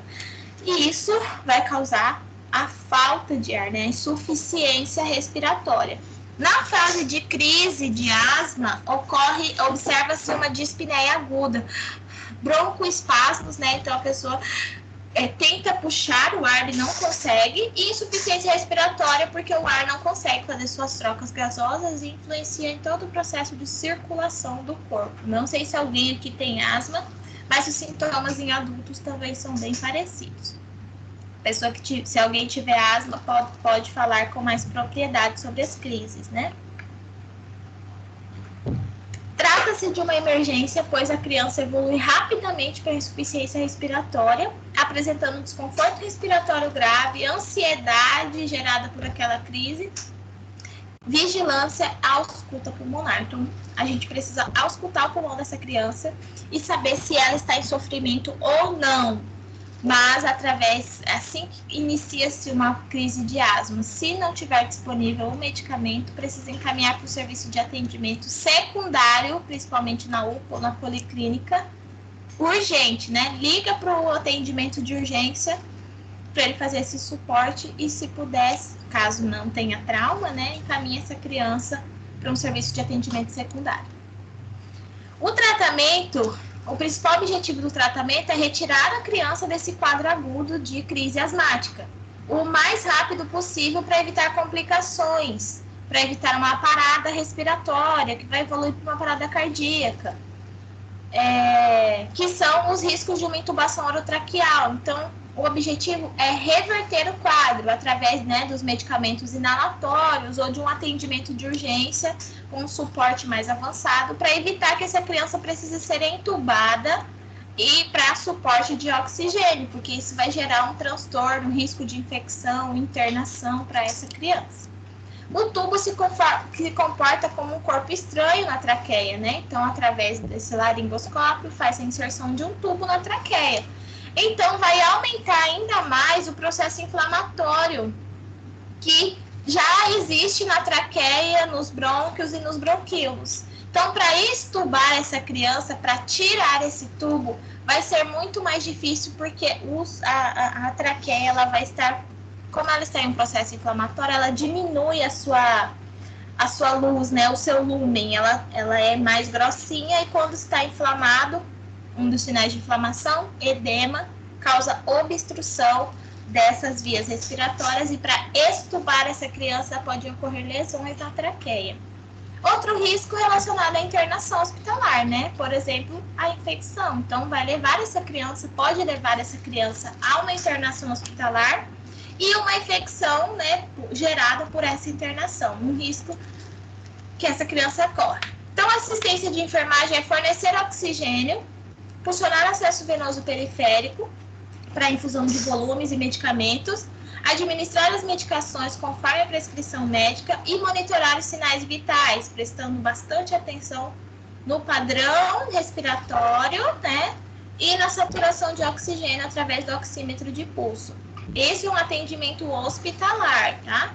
Um atendimento pré-hospitalar, oferecer medicação inalatória caso essa criança já faça uso. Caso não faça uso, ligar para o atendimento de urgência ou encaminhar essa criança para a unidade secundária.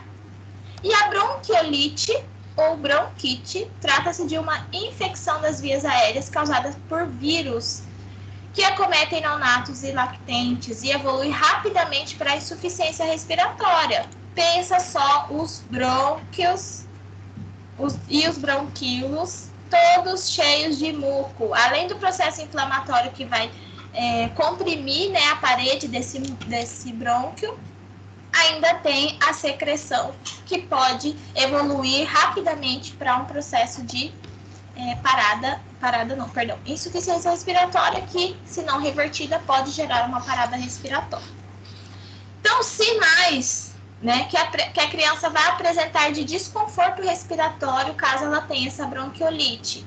Porque isso não ter bronquiolite não significa que a criança vai apresentar um quadro de insuficiência, mas ela pode apresentar, e a gente precisa estar atento à apresentação desse quadro. Então, taquipneia, respiração rápida, né? Mais rápida, faz a contagem da respiração e ela está muito elevada. Retração intercostal, tem até uma foto aqui, ó, não sei se vocês vão conseguir ver. Parece que o tórax ele vai entrando embaixo da costela. Ele faz esse movimento. Só que rápido, né? Porque a criança está em taquipneia. Batimento das asas nasais.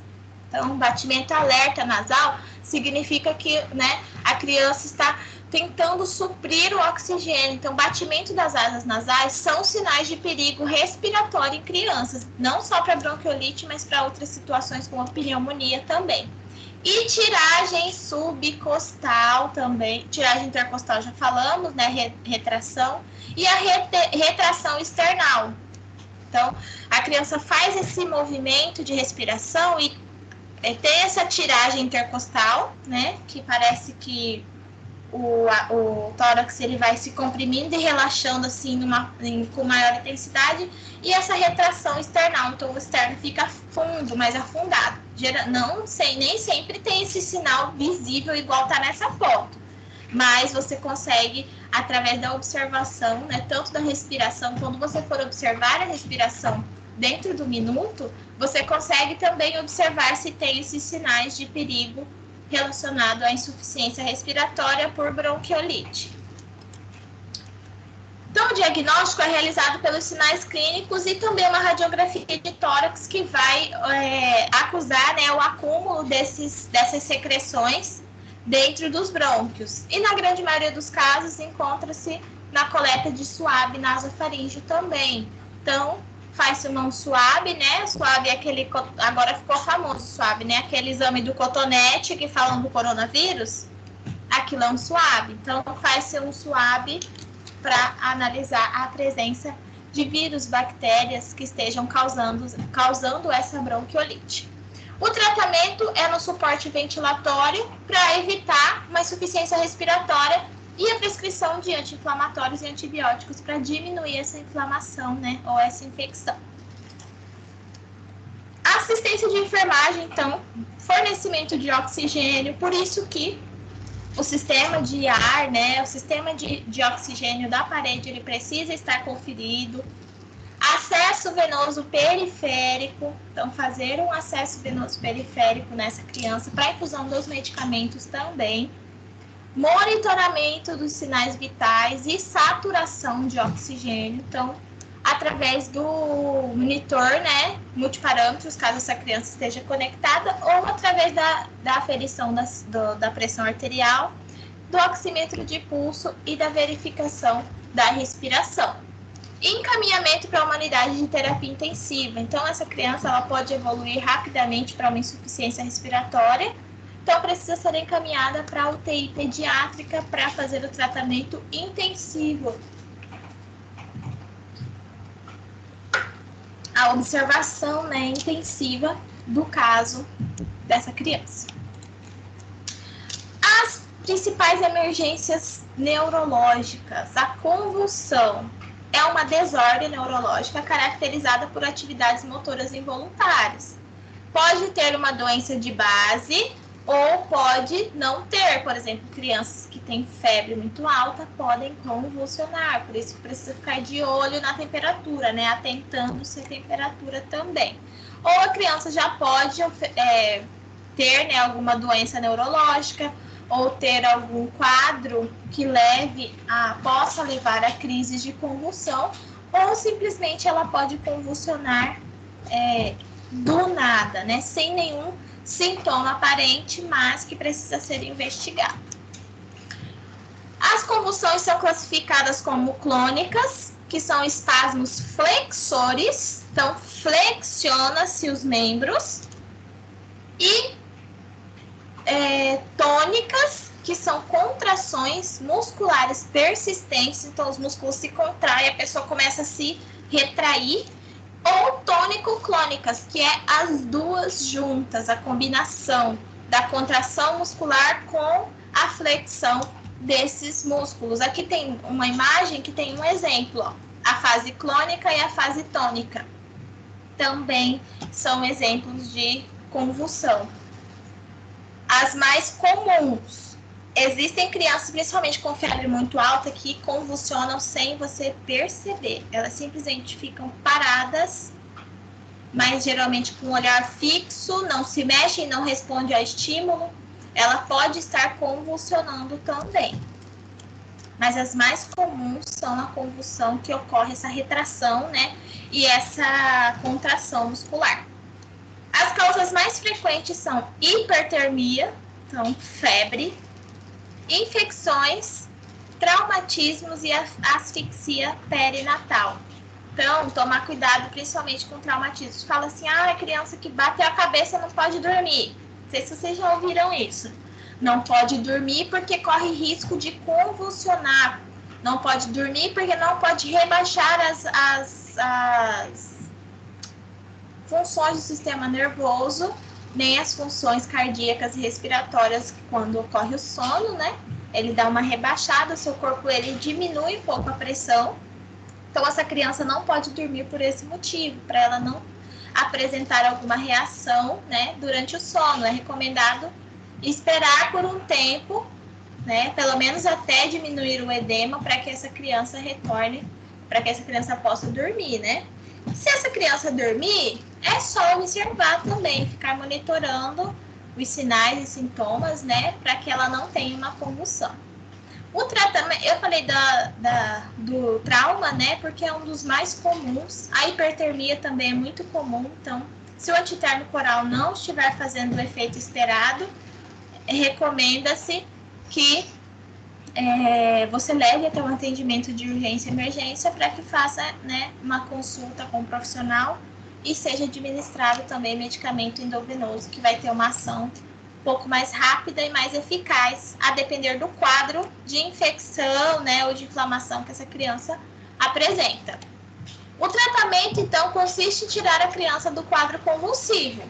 Para tanto, as drogas mais utilizadas são o fenobarbital e a fenitoína. Geralmente, quem tem crises convulsivas de repetição vão ter esses medicamentos. Quem não tem atendimento pré-hospitalar, você vai proteger o paciente, né, proteger o indivíduo, no caso, a criança, caso ela tenha tido uma crise convulsiva, para que ela não bata a cabeça no chão, não bata o corpo em móveis. Jamais tenta desobstruir vias aéreas, porque ela pode morder a sua mão e até decepar, porque eles não controlam a força, porque é uma atividade involuntária. Então, protege a cabeça, se estiver vomitando, tenta virar um pouco a cabeça da pessoa de lado e observa sinais vitais, né? Observa se ela não vai ter uma parada cardíaca para iniciar as manobras de ressuscitação. Se não, geralmente ela vai parar, né? Se ela ficar inconsciente, também observa os sinais vitais, até que essa pessoa recobre a consciência e procurar um atendimento médico de urgência. Então, não tem muito o que fazer quando essa pessoa tem essa convulsão e não tem históricos de convulsão, não tem essa medicação, não está em um ambiente hospitalar. O pré-hospitalar, proteger a cabeça, proteger de broncoaspiração e ligar para a urgência para fazer o atendimento, o suporte avançado. Em uma situação pré-hospitalar, a assistência de enfermagem consiste em reduzir as lesões, o risco de lesão, restringir movimentos da vítima, então, né, segurar a cabeça para não bater a cabeça no chão, por exemplo. Se ela estiver tendo muito espasmos, tentar conter não segurar, apertar, principalmente for criança, mas tentar conter para que ela não se bata e não machuque, né, não provoque lesões no corpo, prevenir essas lesões e afrouxar a roupa ao redor do pescoço. Se for criança, tiver com roupa de frio, com roupa de gola alta, camisa de botão, abre tudo, se possível conseguir tirar essa camiseta que esteja apertando, porque isso pode causar sufocamento nessa criança, em adultos também. Na situação intra-hospitalar, então dentro do hospital, né, se essa criança já está hospitalizada, monitora os sinais vitais, administrar os anticonvulsionantes conforme a prescrição médica. Então, já tenho, né, vai ter uma prescrição do médico. Ou caso essa criança convulsione, não tenha histórico de convulsão, mas venha a ter uma convulsão, existe o médico plantonista que vai prescrever esses anticonvulsionantes e observar a resposta do tratamento. Se ela ainda continua tendo convulsões ou não. Qual é a possível causa dessa convulsão? Então, continuar observando. A queda também é uma emergência pediátrica muito comum e, assim como os acidentes, precisam de criteriosa avaliação para o diagnóstico. A ocasião da queda, a sua cinemática, qual que foi a altura, de que jeito essa criança caiu, né? Ela tropeçou antes de cair para reduzir a velocidade ou ela caiu de uma vez? O estado de consciência que essa criança está, que vai ser avaliado através da escala de coma de Glasgow. Então, qual que é o estado de consciência dessa criança através dessa escala? O exame de imagem, como radiografia de tórax, radiografias e tomografias, da cabeça ao pé, a depender do que foi lesionado nessa queda. Então, a escala de coma de Glasgow é essa aqui. Tem no livro didático de vocês. Eu não quis cortar ela para a gente não dissociar, né? para deixar tudo em um slide só. Então, a escala é essa aqui. Opa, peraí. Palavras apropriadas, riso, social, olhar fixo, que segue objetos. 5, isso é resposta verbal. Criança está irritada, né? Isso serve para adulto também. Chora de dor, geme de dor, nenhuma resposta. Inconsciente. Move-se espontaneamente, intencionalmente. Movimento de retirada em resposta ao toque. Movimento de retirada em resposta à dor. Então, você pega, a criança puxa.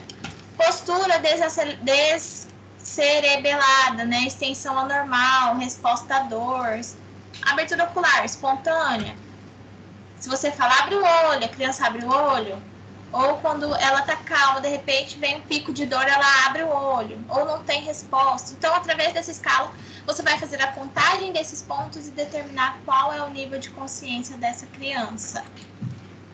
O tratamento para queda vai depender da consequência dessa queda. Por exemplo, no caso de uma criança que fraturou o braço após a queda de bicicleta, na atenção extra-hospitalar, fora do hospital, seria realizada uma imobilização do braço com uma tipóia, uma faixa ou qualquer coisa que a pessoa tenha que possa imobilizar esse braço junto ao corpo e encaminhar a criança para um pronto-socorro infantil, para o atendimento, né? Um atendimento ideal para sua conduta, né? Para sua enfermidade. Nunca, principalmente em fratura, gente. Ah, não, vem aqui que eu vou puxar o seu braço. Já ouvi muito isso. Inclusive, eu já fraturei o braço. E quando eu fui falar, não estava em casa, falei, o meu braço tá doendo. E falaram assim, deixa eu puxar. Você bateu ele e deixa eu puxar para ver se não volta no lugar. Então, não façam isso. Se vocês estiverem próximos, não deixem fazer esse tipo de conduta com crianças, principalmente, porque isso pode lesionar ainda mais. O meu não puxou e tinha fraturado, tive que fazer cirurgia ortopédica e tudo mais. Então, imagina se tivessem puxado. Poderia ter lesionado ainda mais, né, o membro e causar uma complicação. Então, queda, é muito importante observar a criança ao depender do que aconteceu, né? Qual foi a consequência dessa queda? Foi um corte, né? Foi um osso fraturado? Foi uma contusão? Sempre suspeita, leve essa criança para o atendimento especializado para fazer exames diagnósticos. Outra urgência também, principalmente em casos de criança, né, acidentes domésticos, é a queimadura. É uma lesão desencadeada por um agente físico, que pode ser térmico, químico, elétrico ou elétrico. Então, pode ser por uma panela quente, né? Pode ser por um produto que queimou, produto de limpeza que deu uma reação e queimou a pele. Elétrico, essa criança coloca o dedo na tomada ou algum fio solto, decorrente do contato direto com fogo, vapor, líquidos ferventes, ácidos e eletricidade. Então, geralmente, esses acidentes com queimaduras ocorrem no ambiente doméstico. E elas são classificadas em primeiro, segundo e terceiro grau, né? O primeiro grau vai atingir a epiderme, então a camada mais superficial da pele. Então, tem hiperemia, fica bem avermelhado, às vezes pode ter um edema e dor local, principalmente uma dor em forma de ardência. A queimadura de segundo grau, ela já queima a epiderme e a derme, e é evidenciada por bolhas. Então, quando formar bolhas, geralmente já são queimaduras de segundo grau, porque já atingiu a derme. A epiderme fica mais hiperemiado. De terceiro grau é a mais grave de todos, porque já compromete a camada da pele, né?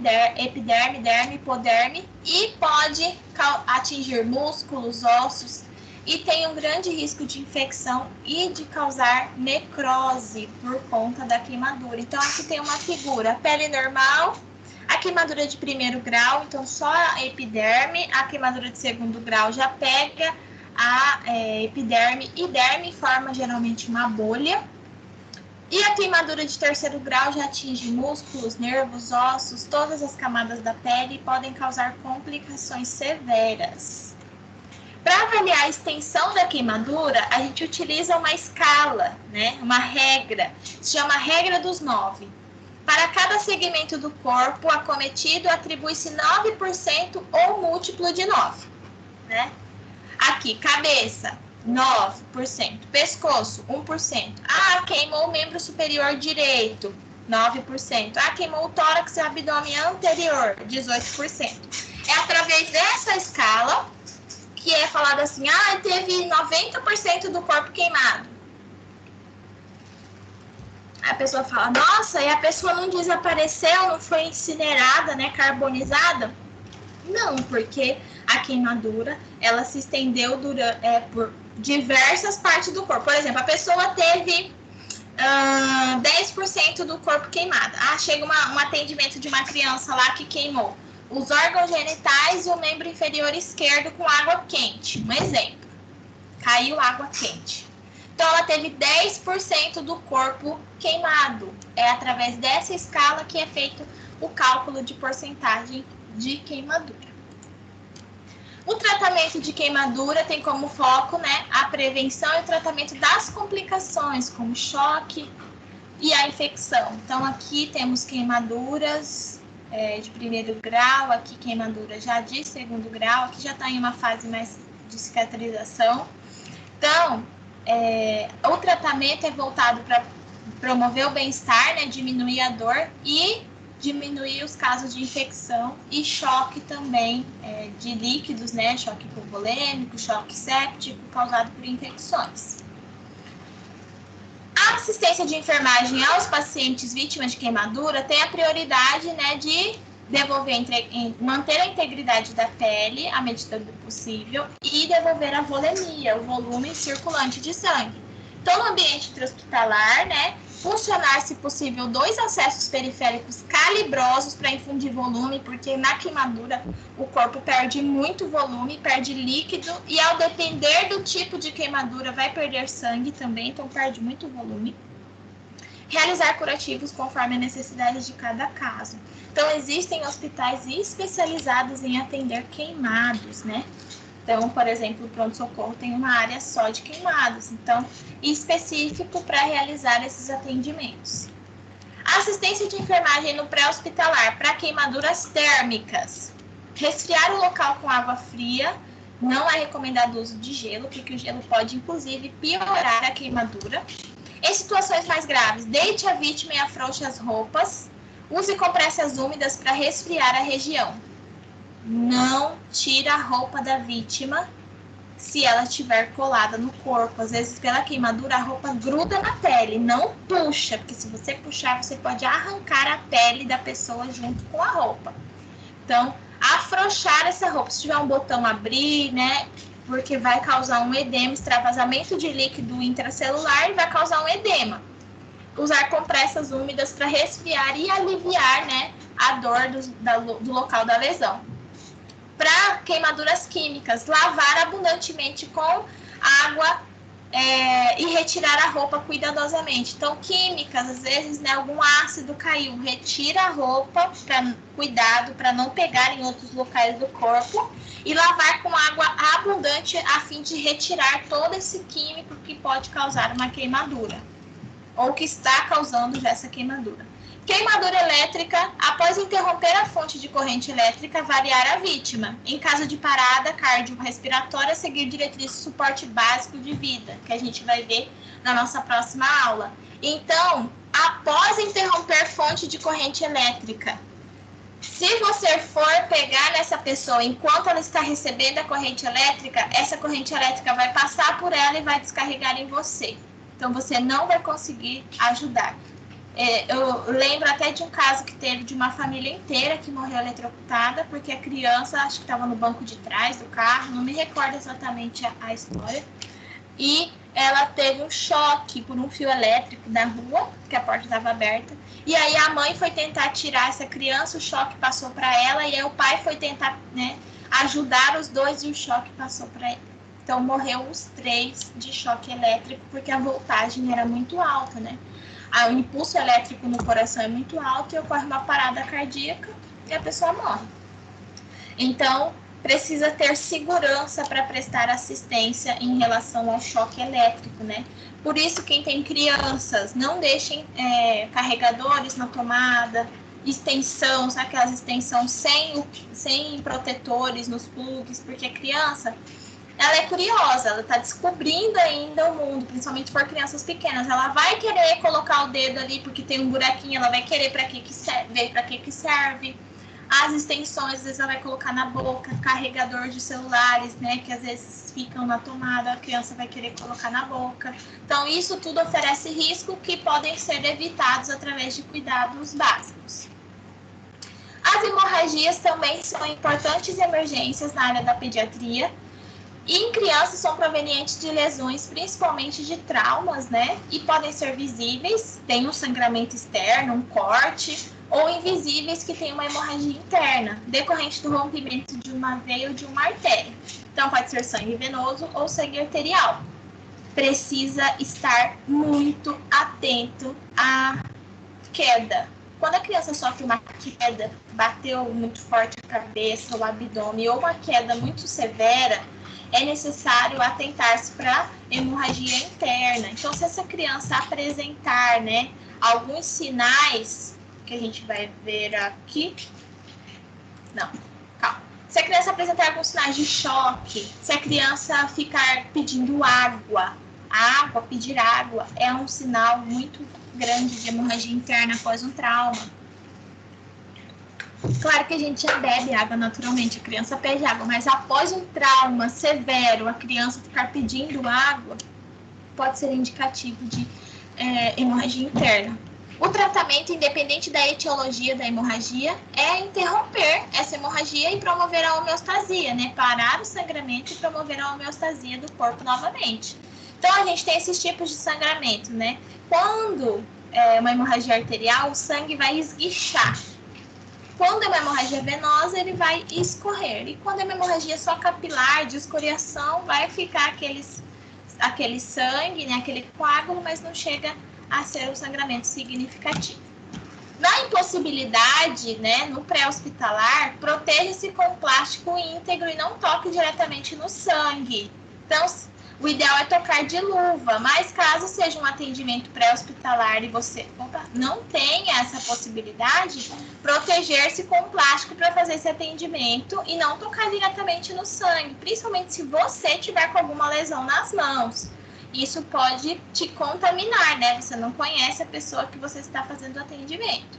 Pressione o local com pano limpo ou uma compressa e encaminhe para o serviço de urgência. Quando a hemorragia é visível, comprime e encaminha. A assistência de enfermagem é voltada para os sinais de choque hipovolêmico, né? Então, controlar o sangramento, encaminhar para o atendimento e até esse atendimento chegar ou até essa pessoa chegar no atendimento, você observar esses sinais de choque no atendimento hospitalar também. Então, choque hipovolêmico, que é causado pelo extravasamento, né, de volumes. Pele fria e pegajosa, sabe quando a pessoa está suando frio e parece que está colando a pele dela. Sudorese excessiva, palidez cutânea, então pele pálida, mucosas pálidas, ansiedade, náusea, vômito, taquipneia, respiração rápida, taquicardia, o coração fica muito acelerado, pulso fraco e rápido. Ele, apesar de estar em taquipneia, em taquicardia, o pulso está rápido, ele é fraquinho, você consegue sentir lá no fundo o pulso. E hipotensão arterial. Então, são sinais de choque hipovolêmico. Avaliar sinais vitais, fazer uma punção venosa calibrosa para infusão de volume, conforme a prescrição médica.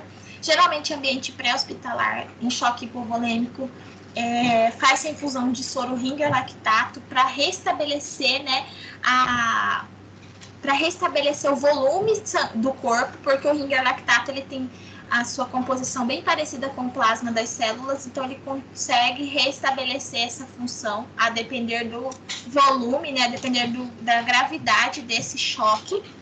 O choque hipovolêmico é a principal causa de óbito em hemorragias graves, então principalmente hemorragias internas, em que não se vê, né, essa hemorragia. Então, ocorre o choque hipovolêmico e aí a pessoa já entra em choque, em parada cardiorrespiratória, porque estava com hemorragia interna. É isso, galera. Essas são as nossas referências, então, do nosso livro didático. Deixa eu parar aqui a apresentação. Vocês têm alguma dúvida? Hoje foi bastante informação, né? Que o atendimento crítico e o atendimento às emergências são voltados para muitas condutas, né? E a próxima aula eu trago o suporte básico de vida para vocês, o atendimento, né, pré-hospitalar de suporte básico, até chegar ao suporte avançado, que é a unidade de atendimento de urgência e emergência. Vocês têm alguma dúvida?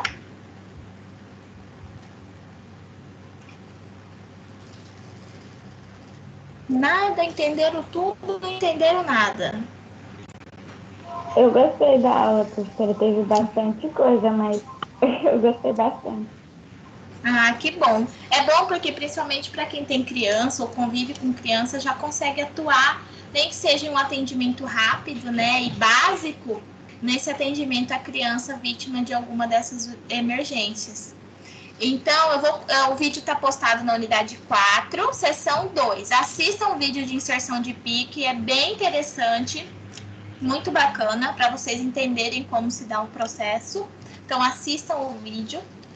E se tiverem alguma dúvida, alguma coisa no decorrer, vão me perguntando. Estamos lá naquele grupo, né? Tem os líderes, falam com os líderes, eles falam com a gente. Até pelo portal do aluno mesmo, vocês têm canal direto para conversar com a gente. Tá bom, galerinha? Eu vou encerrar a gravação agora.